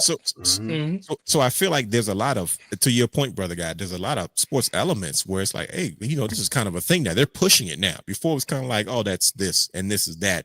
And you like it, but you don't want to let the world know. But now it's like, oh, it's cool now. Because it Mhm. seems like they're bringing pro wrestling into the mainstream of sports, and it doesn't get more mainstream than ESPN. So goodness gracious, And imagine the ads that people can run yeah, for money, WrestleMania money, like they do for the Super cha-ching, Bowl. I want to be on the. I want to just be on the mat. I want to be the ad. This match is brought to you by blah blah blah. You know yeah, how people fight for those Super Bowl spots. Why can't it be that? Because dang, anytime they put Slim Jim on a table that's going to break, that yeah. was hilarious to me. I was like, wow, I've never Hmm. wanted a Slim Jim, but I know what a Slim Jim is. You know what I mean? Because they put it in our face, and it's And we just knew we funny were going that. to get more tables matches because Slim Jim said, "All right, listen, we paying for Right. 78,000 tables a year, so y'all better Mhm. figure out how to incorporate Y'all these better bad figure it out. boys And guess what? They paid for 70,000 tables. They broke 60,000 in that 7-man ladder match. That 17 ladder match, the TLC match. just fulfilling the contract, just fulfilling the contract." It's a yep, This easiest way to meet our quota. But this excellent means point. more celebrity Yeah, appearances. Oh my God. and think about it. I think to we used to always brag about how WrestleMania was always bigger than the Super Bowl, bigger than the World Series. Yeah. It's like WrestleMania is the biggest sporting event in the world, and I feel like ESPN was always looking from a distance, like how can we capitalize on this, man? God, because we supposed to be the worldwide leader of sports, but Man. our biggest show, even Super Bowl's not necessarily on ESPN. You still benefit from the coverage, the shows, college football. Like you have something every season in ESPN, but Mhm. there's always a drop off after baseball. It's always a drop off when basketball season ends. There's always this awkward gap where there's no major sports, and we start seeing stuff like cornhole, which it's one of my new favorite sports, by the way. On like That is pretty ESPN cool. and freaking floppy darts and bowling. It's because it's like they're trying to fill content around the year during these drop offs. Whereas pro wrestling, the one they made Don't fun forget of for so many breakdancing. years. Yeah, just the one they made fun of for so many years, right? Is all year round. They always what's the thing they always, there's no off season. ESPN's like, well, shoot, we can keep that money flow coming in because now we got the worldwide leader of sports and entertainment. Right. So Mhm. And they could do stuff on that downtime. So in between, those athletes could be doing stuff with the WWE. They could be at appearances. They could Yeah. be they can help Fanatics Fest because I'm sure WWE was did the last one. Did they outsell did the WWE superstars outsell the um the athletes? Brian H. Because then the first one they outsold them, right? I know the Yeah. first one they definitely shut it down. Like, and it Yeah. was heavy Yeah. hitters. It was Hall of Famers in the building, like Derek Jeter and all them. I was like, dang, Yeah. So I everybody don't know wanted about to the see second. mommy. right? Yeah, It, the like, three it's not sold like the out the Rock and first Stone day, Cold right? showed up. It was the young guns, the Codys, the It was Rheas. Lives. Mhm. Right. Rhea, Like- what else was there? Yeah, when Cody walked through, man, you could barely hear yourself think. That's crazy. Mhm. God forbid That's Roman insane. show up. Right. They I would mean, have had let's to hope. literally shut the place down. That's All they the be talking athletes would have Michael been mad. Jackson Like, why status. is he here? Why is he That's here? how they said. That's how You they even was took looking. all the- Like, wait a minute, why is there? We Hall of Famers. Meanwhile, I saw Cam Newton could barely like get the crowd going. Yeah, because that's not his audience. He's more of a black audience. You know what I mean? Mhm. Right. He's not a right. respected sports guy. Yeah. So whew, man. You're gonna see a lot of superstars at Disneyland. Disney owns Disneyland, the Disney WWE. World. Bro, Wait a Kevin minute, Owens I is didn't going even to think start. about that. They're gonna be people Kevin Owens is going to cosplaying. start getting free tickets to Disney World now because he frequents Disney World with his family. He was known for, Yeah. because Kevin Owens is like a Imagine regular somebody guy. dressed next to Mhm. Mickey Mouse getting a Stone Cold Stunner from there looking like. I mean, maybe we'll start getting some WWE figures in the Disney shop. Man, I swear, people. I almost said something I wasn't supposed to say, but people sure know how to make money. I tell you that much. There it is. There it is. Oh Say my it. gosh, Just say it. yeah. Whew. Right, See, that's what I'm saying. Let it rip. see, You already this- said fight this- me. this reminds me of Brian H's promo when he ripped up the Yes. Mickey Mouse thing. I don't answer to nobody. Sorry, Brian H. I couldn't help myself. Oh man, I wish we had that clip. Oh my gosh. Gotta love I it. just threw paper on my cat while he sleep on the floor. Sorry, buddy. Wow, That's that's okay. Like, what? That was a The deep cut cut. ain't nothing to you. Right. I don't answer to nobody. But yeah, this is hey, yeah, like you said, as wrestling fans, we have to Might have to evolve. take that back because if they come calling, Boy. Especially with WWE involved now. We'll see. mhm. And my goddaughter is from Connecticut, as much as you don't like it anyway. No, look, every time she plays the game, she puts that's where she's from. Well, She watched some greatness today. No, she didn't. No, she did not. No, she No. did. Nope. No, she Nope. did not. Because No, she got that's why when I need got in the video car. proof. We needed When I her got in the reaction. car, She when was I got in the like- car and I asked her how she liked it, she stayed quiet.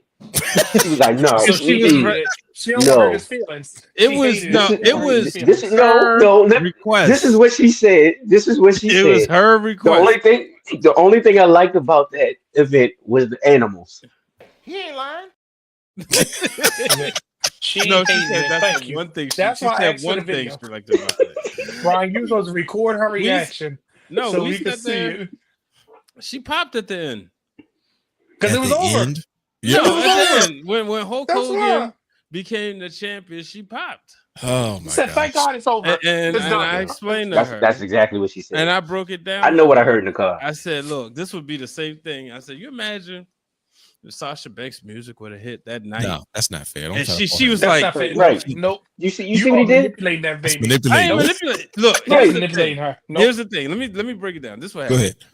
I was That's walking what you do, around. Brian Waters. I had Brian my H. Waters, I'm sorry. WrestleMania 9 shirt on 2 weeks ago, and she goes, "Dave, why you like WrestleMania 9 so much?" I said, "Cause it was greatness." Oh, I want to watch it with you. I said, He said it like "Okay." Tony the Tiger. She wanted to spend time with her daddy. She didn't want to watch WrestleMania. Yeah, That's all it He was. said- That's all it was. Look, She look. just wanted to No, watch wrestling with you. we've been playing chess. We've been playing all these other games. Mhm. Look, we don't have a shortage of spending time together. She wanted Okay. to watch it. She wanted to do the investigation. Because she heard you And- talking about it, like, what is this? and she All the said- time. She saw the intros. She liked the entrances, the spectacle. Pyros. She Pyros, liked continue. the first match. The elephants, right? She liked the first match with Shawn Michaels and Tatanka. Because She it was still light trying to- outside and she could see the No. crowd. Because it was The Shawn whole, it Michaels. was the whole thing. Where's she at? She could see the crowd. Did she sleep? Yeah. She was about to go to sleep. She was literally about to go to sleep. You She should have just seen. went to That's bed. why I told you to record her reaction. I broke down. Like, we I getting- said I gave her some history lessons. I said, you know who Braun Breaker is, right? She said the Oh, guy with funny suit. I said, all right, bet that's his dad. She said, oh, okay. I said, now who do they look like? The bloodline. I said, exactly. Broke it down. The funniest part was when she Mhm. couldn't understand. She thought she was like, why is he wearing a flag? Mr. Fuji. She Oh, said, okay. why is he waving a flag? I said, yeah, let me break this down. They wanted us to believe Yokozuna was Japanese. I said, now who did he Which look is still like? hilarious She I said, really believe that too. looked I again. mean, we all did, bro. I ain't gonna She hold you. said, because he was a big guy. she's like, he looks like Maui in them. I said, Oh, that's the Rock. I Maui said, and them. exactly. Maui and them. She does that to troll me because I don't watch Maui. That's how she knows them, not how you know them, Dan. Like No, you the may Rock. know them as exactly. the Rock. I know him as He had to Maui. explain to Maui her, them. this is why you like this. Okay, Daddy's gonna tell you why you have to like this. That's what you I tell That's did what I her. not got. make her. That's what I like it. got from it. She Look how he's thought it smiling. was interesting, even with Okay. Interesting. the Undertaker coming out with the bird. And I said, The bird. That's what she said. That's I all. said, like the I animals. got in the car and I asked her. Like I said, she said, "I like the animals." That was it. yeah, it was- Okay. All right. Not the The wrestling. No Hogan. no, she No Bret Hart. no, she None of liked that. the spectacle. She liked She was happy it was over. no, she wasn't. She That's- liked the spectacle, including seeing Hogan win the title. As he at the changed the end. screen. Look, he 'Cause she changed the knew. screen. Because she Right. knew This that is all she right. knows she's watched enough wrestling that she knows that when Hogan wins the title, oh, this must mean the show is over. Thank God. She was Okay. like, Right. Hogan thank you, won now, so I guess this is done, right? over. Hogan's This is got why the my belt. dad likes this, because Hogan is on it. Got it. Cool. Hogan got All the right. belt. I know this Never is over. I know. again. She said this. I know what this means. Hogan won. That means I told her we're one done. day, I said, look at that crowd. And she was like, Brian, why is next this a year. controversial finish? Wait a And I minute, said, Brian. Next year around WrestleMania season, when it's on, she gonna say, "Come on, Dad, let me see them animals again." She's not gonna say WrestleMania 9. She's not gonna care about Hogan. She's gonna say, "Oh, you watched the WrestleMania with the birds, with the bird? Okay, Let me This is WrestleMania one- with the animals. That was a good one. yeah, is this the one I only seen the Undertaker animals. got the bird? Yeah. No, but see, okay. I broke it down Is this because Maui? the one she always likes to talk about is the pirate, which Okay. is WrestleMania 37. So that's her favorite WrestleMania, rightfully so. So she understands the themes. And I said, this is the one that started it all. Okay. Okay. Well, all right. Listen. Well, listen. We got some WrestleMania 9 propaganda going on, and it's okay. Yeah, She was I'm not close Girl to it. like that. Greatness. Thank you, I'm Hugh, for almost- giving us the real Yeah, reaction. I'm glad there was a witness there. I will say that though. It was we had to get some clarity on all that though. Greatness. But we need some more clarity on some other things. Karrion Kross. Mm-hmm. All right, Brian H. You made an appearance on a documentary. You were part of the footage. Went viral a little bit, right? Mm-hmm. I ain't gonna lie. I popped. I did. I saw it. I was like, oh They snap! gonna say what you popped. I said, "Oh my God, that's Hollywood." I oh. texted right away. And the crazy part is, Brian H. I'm gonna tell you the best part about your appearance on that documentary. You said something that probably got him a little bit more trouble because he says, "Oh, that's gonna get me over with The Office." I was like, "Oh, Brian Right. H." He's like, "Yeah, clearly you're on a different level as far as storytelling." I'm like, "Oh, you're making this point, Brian H. You about to get this man this contract rescinded." So of course, Right. Mm-hmm. in true That's So what you the got way. 24 hours. You got 24 hours. And you're done. Shoemaker said that was Brian H. Waters. Make sure y'all write that down. Yeah. Yep. because he's like, listen, dope. So I but here's he gave part 2 of his documentary, The Killer, part 2, where he said, my WWE contract is up. There were rumors swirling around that at one point they were saying that his contract was offered, and people just automatically assumed that he signed because he wants to be with the WWE. He wants to do some things, but there's some things that kind of take place. It seems like he was in favor of management, and then all of a sudden it seems like he has fallen out of favor in management.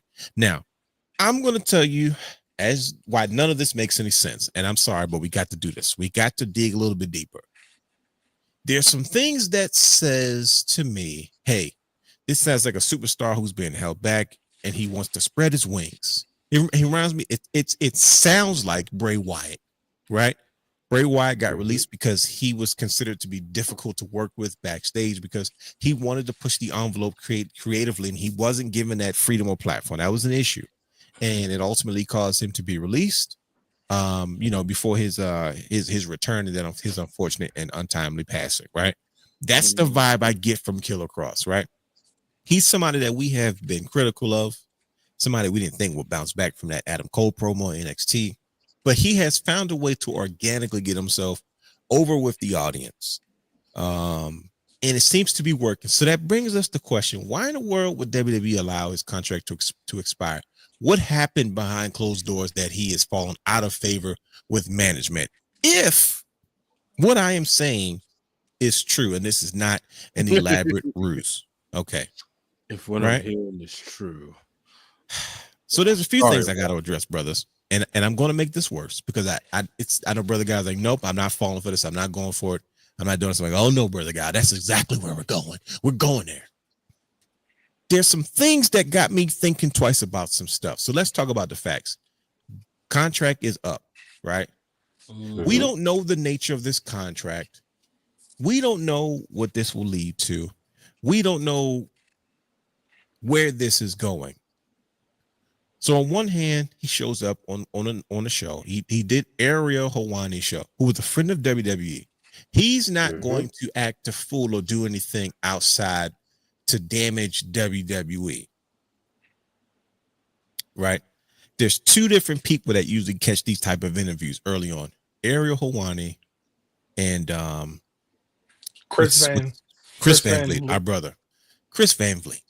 Right? So he goes to Ariel Helwani first. Here's red flag number one. That interview, and I think somebody got caught slipping. That interview is with Karrion Kross. Right. Karrion Kross is a WWE trademark. Why was that interview not done as Killer Bingo. Kross? That's Kevin. one. His real name, Kevin. Yeah, or Kevin Koshier, whatever his name is. That's one thing, right? I say, okay. Ariel Helwani, friend of the program.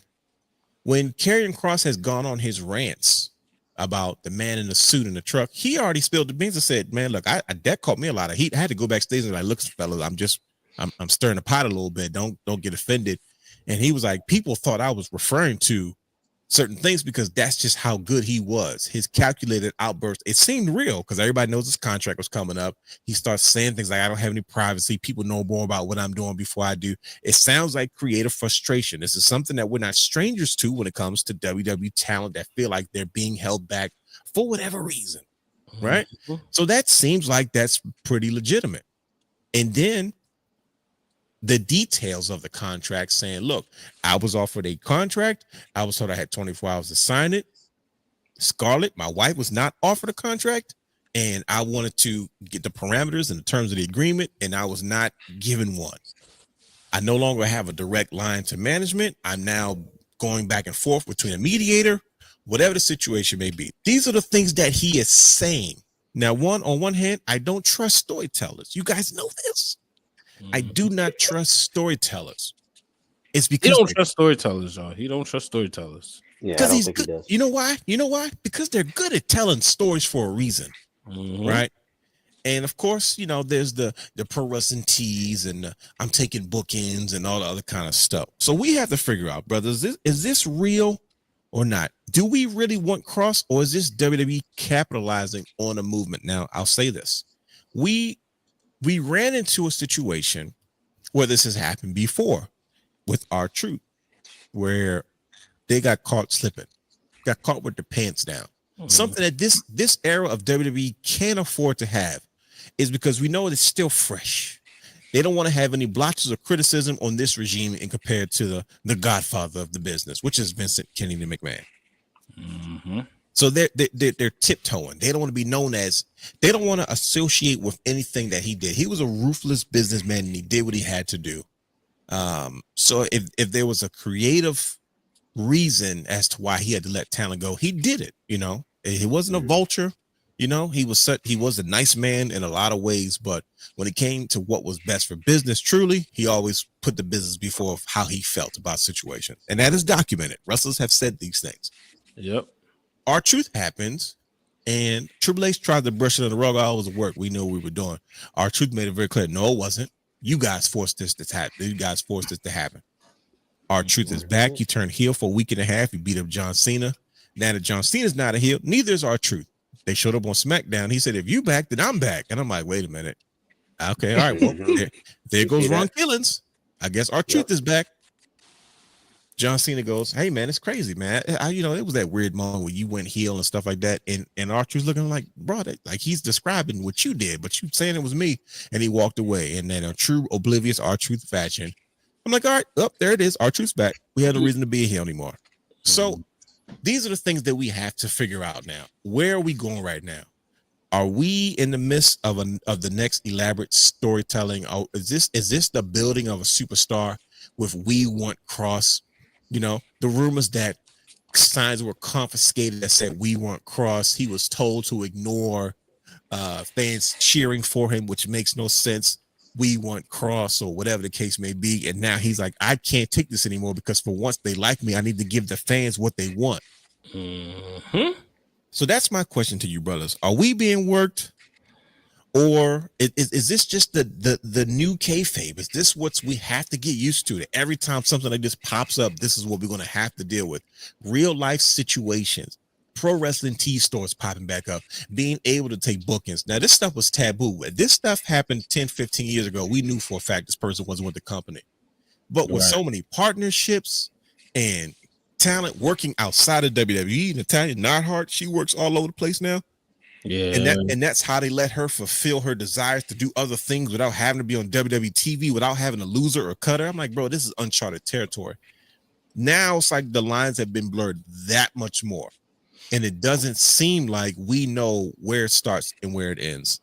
Who wants to take a stab at trying to dissect whether this is what's really going on or are we being worked? Talk to me, fellas. I think we being worked. Okay, please tell us why.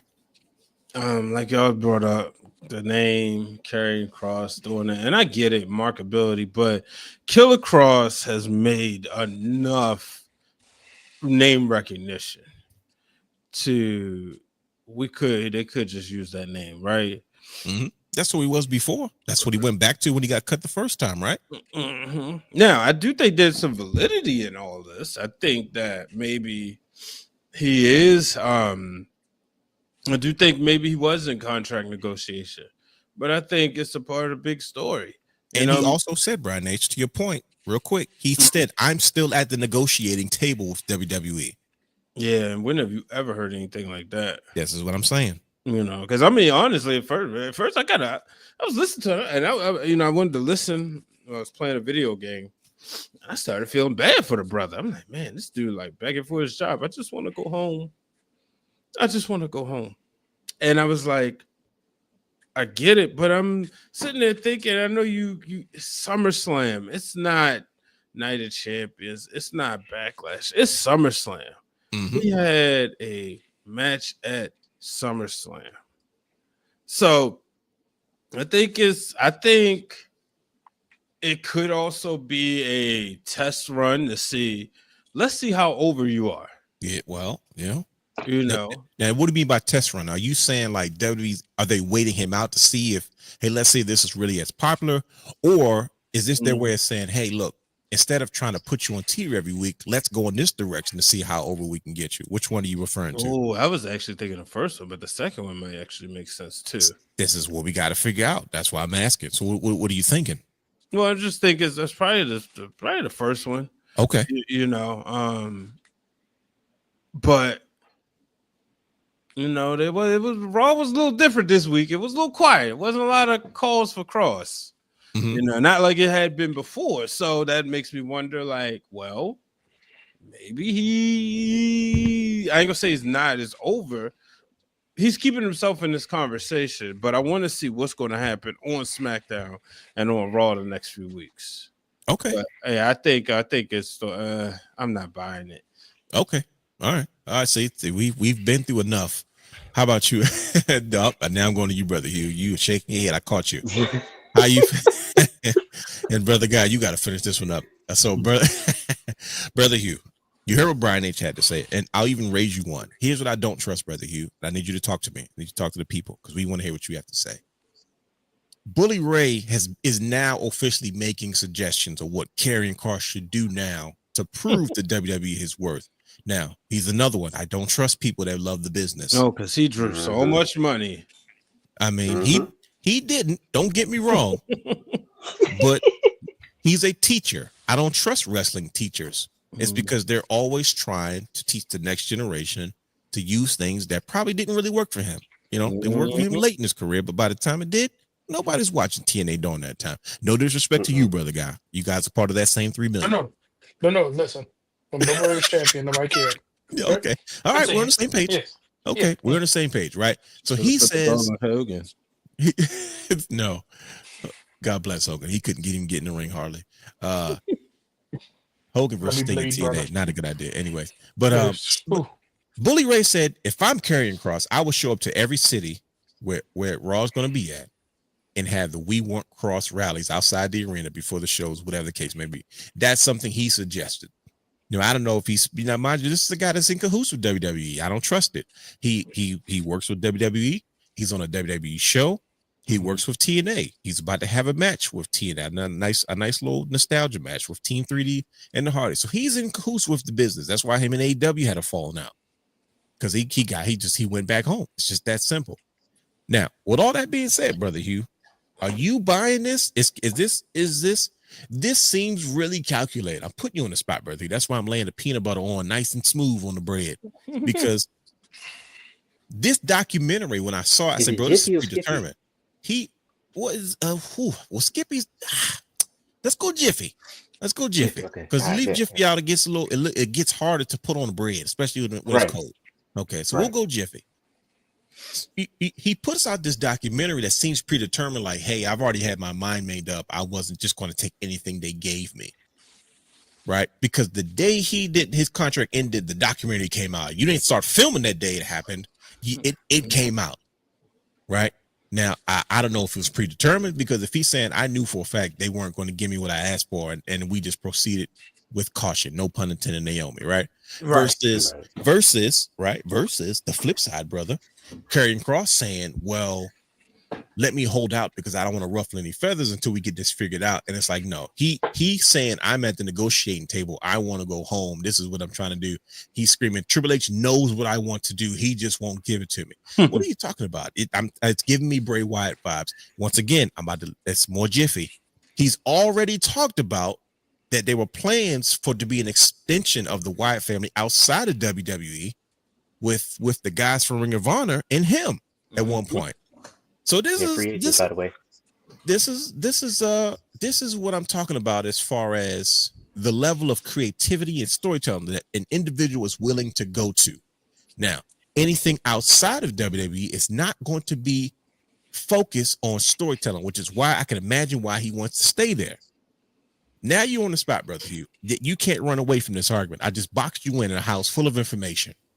Now tell us, do you think we're being worked right now? Or is this really a superstar who is being neglected by WWE that's trying to force their hand? Talk to the people. You know what's crazy? I watched the documentary and the interview, and I was like, well, this dude Kross, he seems like a very genuine, good guy. And I want to believe him. Right. I want to believe him 100%. But also watching the documentary and the interview, it seems like he's playing it real safe. Now, understood. I know he keeps saying, look, yo, I want to be in WWE. That's where I want to be. So you don't want to burn your bridges. But it still rubs me the wrong way. It's like, you're still playing it real, real safe. You're not giving any answers. Like real answers. So that got me. Is that right? So that got me thinking. And then, like you said, they worked this before with the pipe bomb. Yeah. He admitted it to it. Yeah. So I started thinking about that. I was like, you know what? This sounds more and more like a work. Okay. Then I remember Triple H. I can't remember the exact words that he said, but he said something along the lines of, we have to keep the fans on their toes. Yes. There's no more predictability. Right? Yep. This could be a very creative way to keep us on our toes. Just like they did with Seth Rollins. Yep. Yeah. There's a reason. There's a reason they did that with Seth Rollins. I just forgot that he went to that whole elaborate ruse of going to see the doctor in Alabama so you can have legal paperwork. So of course the smart marks go looking around, we were going to find something because they knew where we were going to be like, we have the proof. He went to Alabama. He checked in. We have the records. He has us all discombobulated right now. Now he got people like Brandon talking about Kevin Owens is not really injured. He's Oh, going to see, come back at the end of the year. now you being a conspiracist. He might not be. It might not be as bad as he make it sound because I don't know what to believe anymore. This man got a book that just came out. He got to make his rounds. Oh Right? shoot. Exactly. Yeah. What He didn't Brian reveal say the earlier? dates on purpose. He said he didn't reveal the dates. Absolutely. Brian said it earlier, and this is Mhm. what I was talking. I forgot who I was talking to. It might have been my roommate or Brandon. Yeah. I was saying, I feel like it's a test, like Brian was saying, Mhm. just to see how over he is. Right. You know, see if the crowd is going, if the universe is going to get behind him like they did R-Truth, Right. right? I think they're building a superstar here, bro. Well, okay. All right. To We me, got a it really concrete seems answer. like they're building a superstar here. Okay. You stack all the odds against them. You get into the sympathy angle, and it's like, Treat him like you hey, don't want him. right. Next thing you know, that hourglass gonna show up, go on TikTok. See, And- ever since Drew McIntyre said that Hourglass are going to take, they have never brought that back out to the ring. By the way, right. Bro. It might show back up. Go TikTok. He said, "Man, look, man, between you and Adam Cole, man, y'all gonna stop picking with me, man." Right. But like you said, this all seems like it's Drew's staged. first Savage version. 100%. Ugh. It all seems like it's staged. Okay. And All right. yeah, I'm just convinced, yeah. But you think this is the building of a It's a superstar? work. That It's is a work, crucial. bro. Okay. Yeah. All right, brother guy. All right, man. Come on, we wrapping this up. We bringing this to you. Talk to us, brother guy. How you feeling about this? Now let me just What I have to recap say for about those this who. situation. Hold, Yep. hold on. Real quick. My fault. You don't Yeah, have go a ahead. guy like Paul Heyman. You don't have a guy like Paul Heyman. I forgot what show it was, but he goes onto an interview and compares this guy to Stone Cold Steve Austin. Yeah, he did. You don't That is go. You true. don't have Paul Heyman That's true. go on that interview and compare him to Dropping Stone Cold Steve nuggets, Austin. Exactly, man. Like, just like no, he this did is a with Brock work. Lesnar when nobody was paying attention. Brock Lesnar Absolutely. is happy birthday to Brock. It was like, oh, Paul, you're a WWE employee. You can't mention him. That's how we all Right. carried it. But of course, we're like, oh, Right. we ain't paying any mind because this guy's got real stuff going on. Not to mention he goes into Ariel Hawani's interview. WWE merchandise and toys and figures everywhere. That's what Like I'm you said, saying. that's their man. He gonna It go to was Chris Van Vliet next. You it wasn't know, he gonna Killer make his Cross rounds. stuff. It was not Killer Cross It was things. It was not carrying Cross. And I was like, oh, Karrion Kross. that's a WWE trademark. What's going on? Why would they do that? Come Or on, they man. might say They like working Killer this. Cross, formerly known as. But I thought they passed Tri- that thing that they could. Oh, let me shut up. I'm waiting. No. Trips, That's no. No, I This thought Trips, they you did ain't get that. me. they did, Remember they but did they the thing said where you They could keep your name. I thought that was if you came up with it though. that right. That's if Oh, you okay. came into yeah. Okay. So You can still use the you could say known as. that's what I'm You saying. You can just say can't be deceiving that you're still a WWE superstar. right. So like Right. you using IP. yeah, you can still mention Yeah. that, but long as you gotta have You gotta have alternative. formerly known as. Formerly known as. Yeah. Because you know in the flyers they always put it real small. So Mhm. they're like so and so they put Okay. formerly known as, but whew, man, that's another point that you don't just have. First of all, and it's crucial to your point, brother Hugh. Paul Heyman was crucial in, I guess, the genesis of what Stone Cold Steve Austin would eventually become, Yep. Mhm. right? Mhm. So if Paul Heyman sees that, I watch WWE Unreal. He's in those writing rooms a lot of times. Unless Cross did something to offend somebody in management, that's the only way I can see them like, this is not working. Anyways, brother guy. And that's real quick. I'm sorry, brother guy. No, But that's put it what I on the wanted to table. say also. All That's the what I peanut also butter. wanted to say. There's gonna be a second season of Unreal, right? Yeah, they're adding more episodes. They've made Right. They There's ordered gonna be 10 a second episodes. season of Unreal, right? Okay. I rest my case. That's it. Yo, we just said that Monday. Dang it. Oh boy. Okay, so let me set the table for you, brother guy, because we closing with you. We getting out of here. You heard what Brian H had to say. Brian H is not all the way convinced for the reasons that he said. Brother Hugh pretty much elaborated and added to that with more proof of what Brian H was saying. Now we come to you as a wrestling fan. You've been, like I say, we've seen this, we've watched this. I don't know how much of this you've paid attention to in detail, but we need to know your perspective on this. What are you feeling about this? Are we being worked? Let me just give you my opinion so we can get out of here early. I said already, if he doesn't show up to AEW or a rival promotion, it's not real, because that's the only way you know that door is completely shut, right? Even when he got cut the first time, he didn't go. He could have easily went to AEW, but he didn't. He went to New Japan. I said, yeah, he's trying to stay in good graces. When Naomi left and went back to being Trinity Fatu, she went to TNA, stayed in good graces. Dolph Ziggler, TNA, New Japan. I'm like, no, okay, cool. These are safe spaces to be, you know. But AEW's direct competition at that point, you're like, nah, I'm choosing you over WWE. That has not happened, right? So, with that being said, brother guy, how are you feeling about this? Are we being worked? Are we caught up in the new way of WWE storytelling, or is this truly a superstar that's trying to fight for the job he feels he rightfully deserves? So I'm gonna take a page out of Dwayne Allen's book. Uh-oh, I've that's got never notes. safe. I Okay, got all right. notes. Let's But hear this. This is the good. crazy part is I'm gonna go in reverse because you said a point that I have on my notes. Talk When to us. those releases happened, they all ran to AEW. They basically Kross was the set that said, nope, I'm gonna sit here, I'm gonna wait my time because I'm gonna go back home. And what happened? He got called back, right? So, and he's outlasted most of those callbacks that are still there, because previously when you got released, it was a 30-day, 90-day no compete clause. Now they just let your contract in, and they're changing the narrative of we just didn't renew your contract. So Yep. that's something else. And it's, yeah, it would have been, people talked about before, like when they got released, Vince understood the business that he didn't physically release you, but because of the people in charge, they Bingo. released him. And they always said it wasn't Vince McMahon. No, he was perfectly fine with me. But I understand everybody stayed face with That's him because that's they how the knew at the good end of the brothers. day. That's how my good brothers got cut.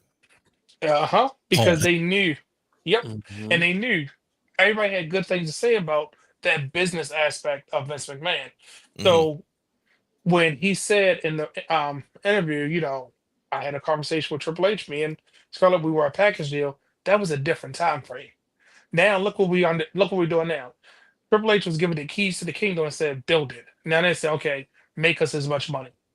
Figure out a way to do this. So he's figuring out ways to make as much money as he can for the overlords of TKO. But the thing I want to bring everybody's The attention to is overlords.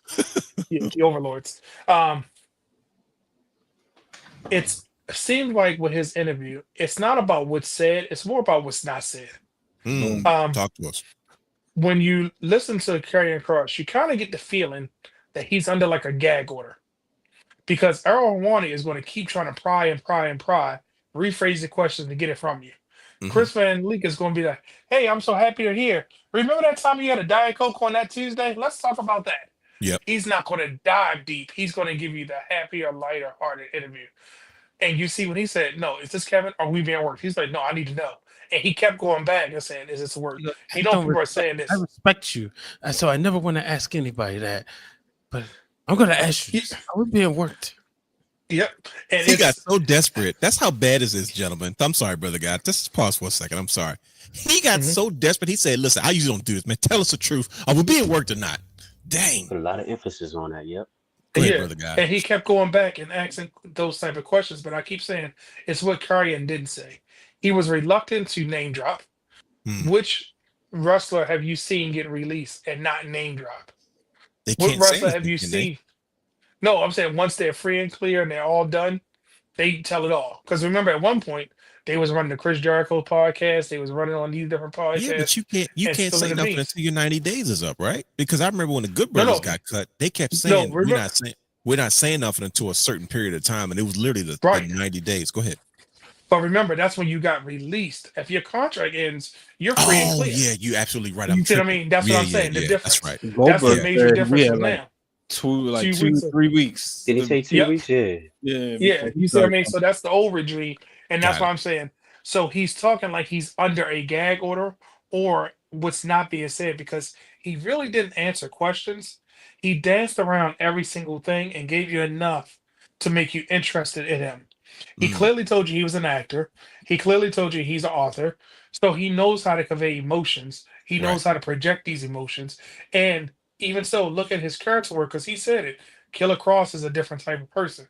He understands how to get in that mode. Because Right. remember when he grew his hair, he was like, everybody looked at him like he was crazy. He was like, I cut my hair because I thought of the bad guy. I had to look more menacing. Bald head looks menacing. That's why he didn't have hair when he was Killer Cross. You know, but And then second one, Matt Cardona got mad at him because he's balding. He said, "Why the heck would you cut all those luxury locks off your head when some of us we can't afford to?" Yeah, I'm sorry. Just had to put that out. And Shoes told but him, like, I thought you was a part of us. And he said, oh, here you go growing your hair out because he had movie roles. Mm, mhm. And the thing is, and here's something I want everybody to think about. mhm. He told us he's a Paul Heyman guy. And Yep. he said, I didn't want to Oh name drop shoot! that because they've been holding on to that.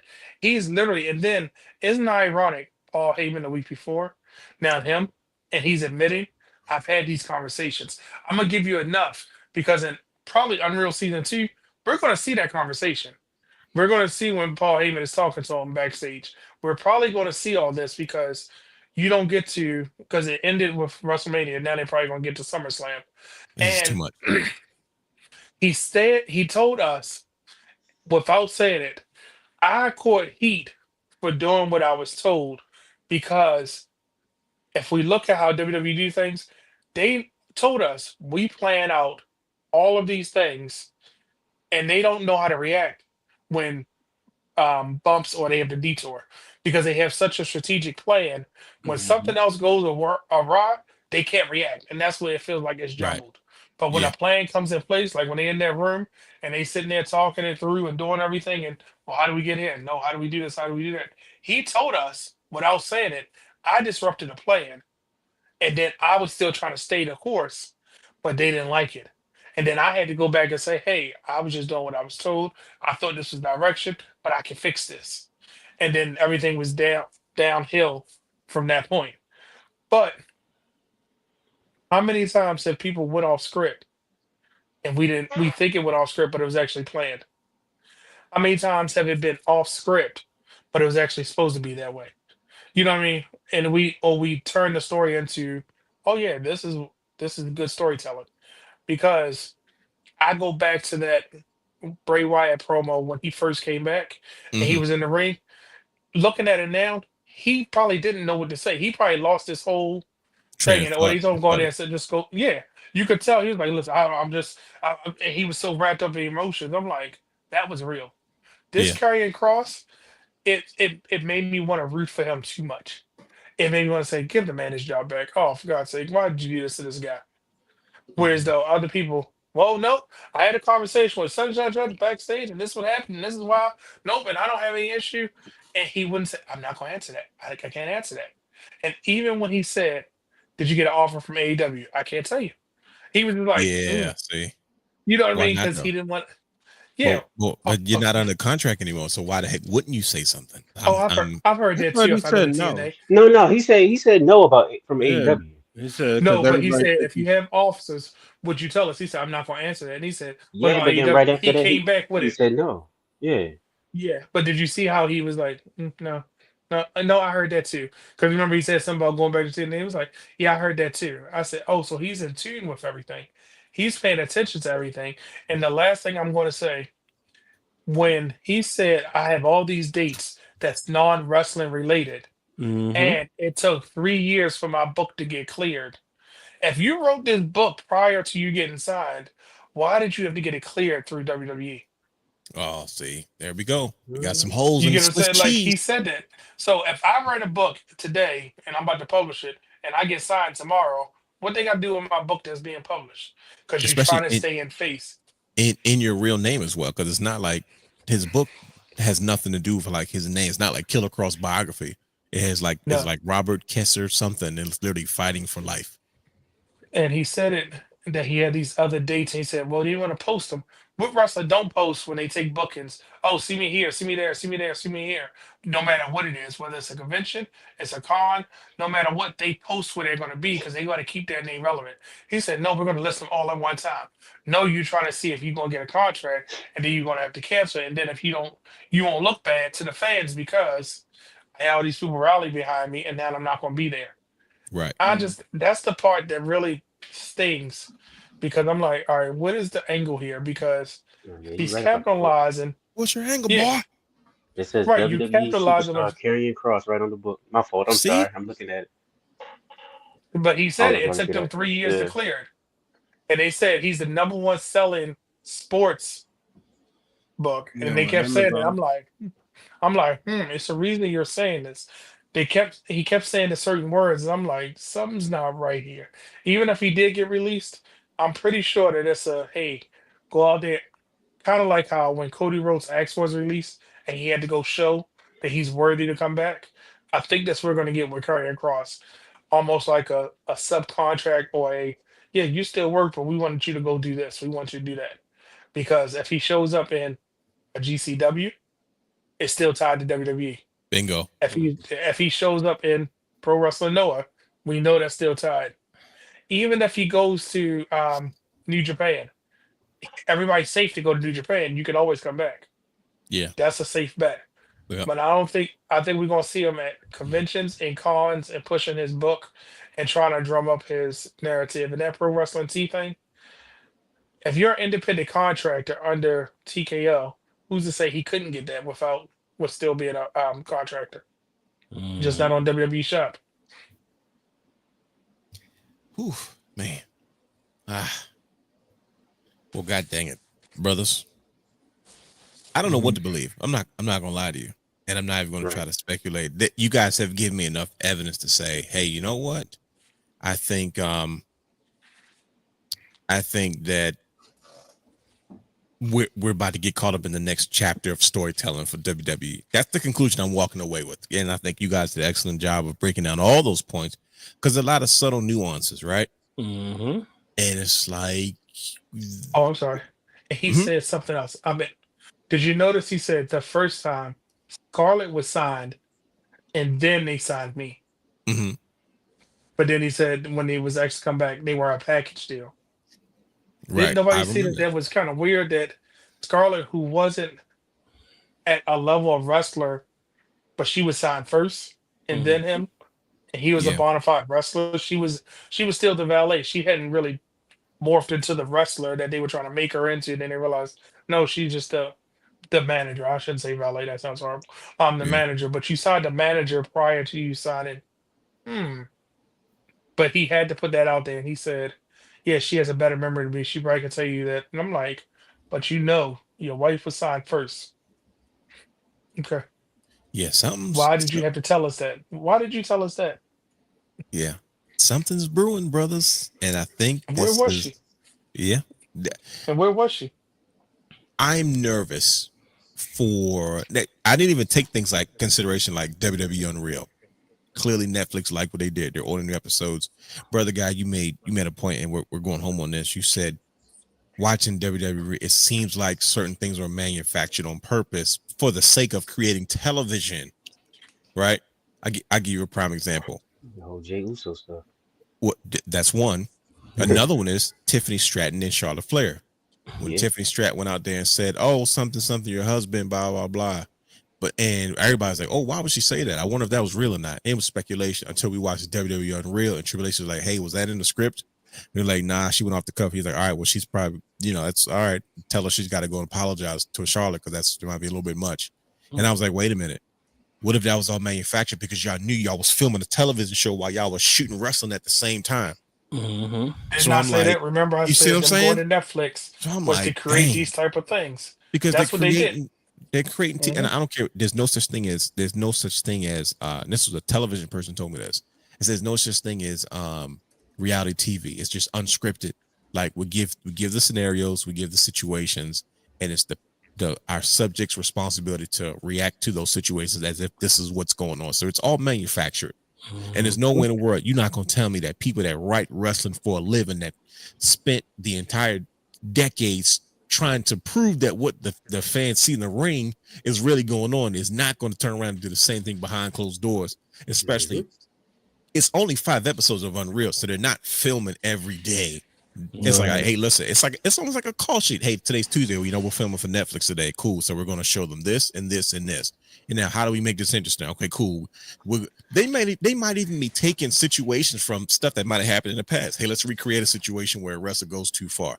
Let's recreate it. Let's show people what we do when they don't. You see what I'm saying? And I'm like, okay. Now we wouldn't have known that before because at the time we didn't know what WWE Unreal was going to be about. It was all speculation. We had heard a few things, but I'm like, man. Now I can't tell what's going on because what if we're watching this now because it's just going to end up on an episode of Unreal later because Netflix say, hey, man, we like what you're doing. You guys are producing good stuff. And Nick Khan's like, see, I told you we could do stuff outside of wrestling. We do drama too. You know what I mean? And that's why I say when they got that, once they got that Netflix deal, we knew I think Unreal was the first part of a series. We're probably going to get a Total Divas type show. I was just thinking that. For the new generation, we're probably going to get a Ms. and Mrs. type deal with Brandy and Cody, like they tried to do with Adam Cole and Britt Baker with the AEW's AEW's behind the scenes show. I think we're going to get more stuff like that. This kind of reminds me of Damian Priest at WrestleMania 40. How they use that documentary to build his. Oh yeah. Yeah, his superstar status. Yeah, and also it was a gimmick change. Like he got to be himself after that. Everybody's like, okay, cool. He don't got to come out there and be menacing, evil, and point the fingers in Mortal Kombat. They like, look, man, this dude, Puerto Rican dude from the streets of New York, and everybody's like, oh, I can get with that. So cool, he could just be him. Like, and ever since then, he's been free. He's been gimmick free, and that's the best version of him because he gets to be himself with the volume turned up. He still dresses like, he still dresses like the Undertaker in '96. You know what I mean? No, say what it is. No, say the name. The bisexual Undertaker, like they was calling him. Oh, that's not nice. I blame it on the eyeshadow. But he laughed. He laughed at that. He was like, "That was funny." I forgot they called him that. It's the eyeshadow, and it was the purple braids.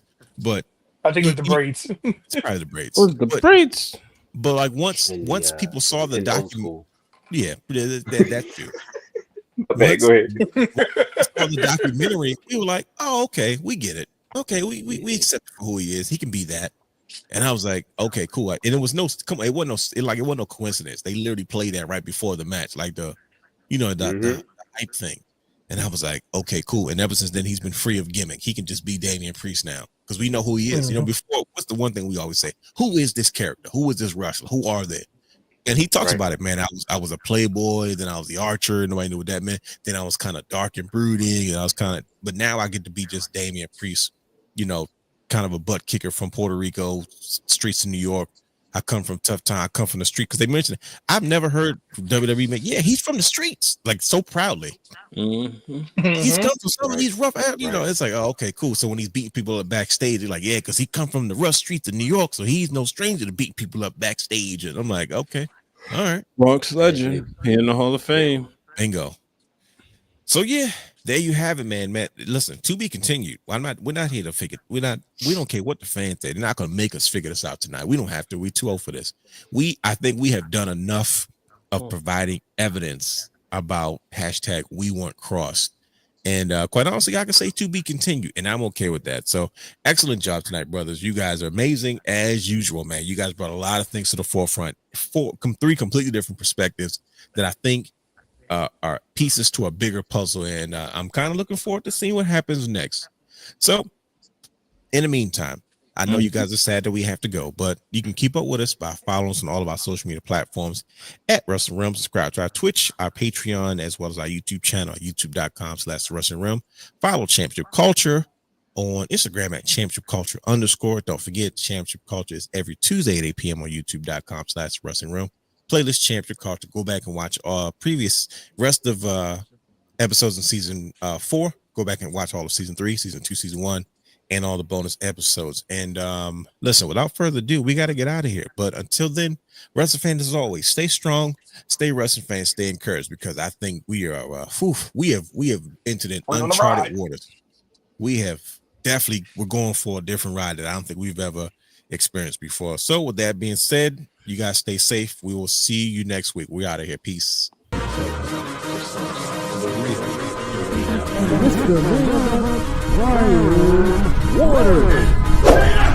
Houston, we have a problem. For all exclusive shows and bonus material, subscribe to our Patreon channel at patreon.com/thewrestling_realm.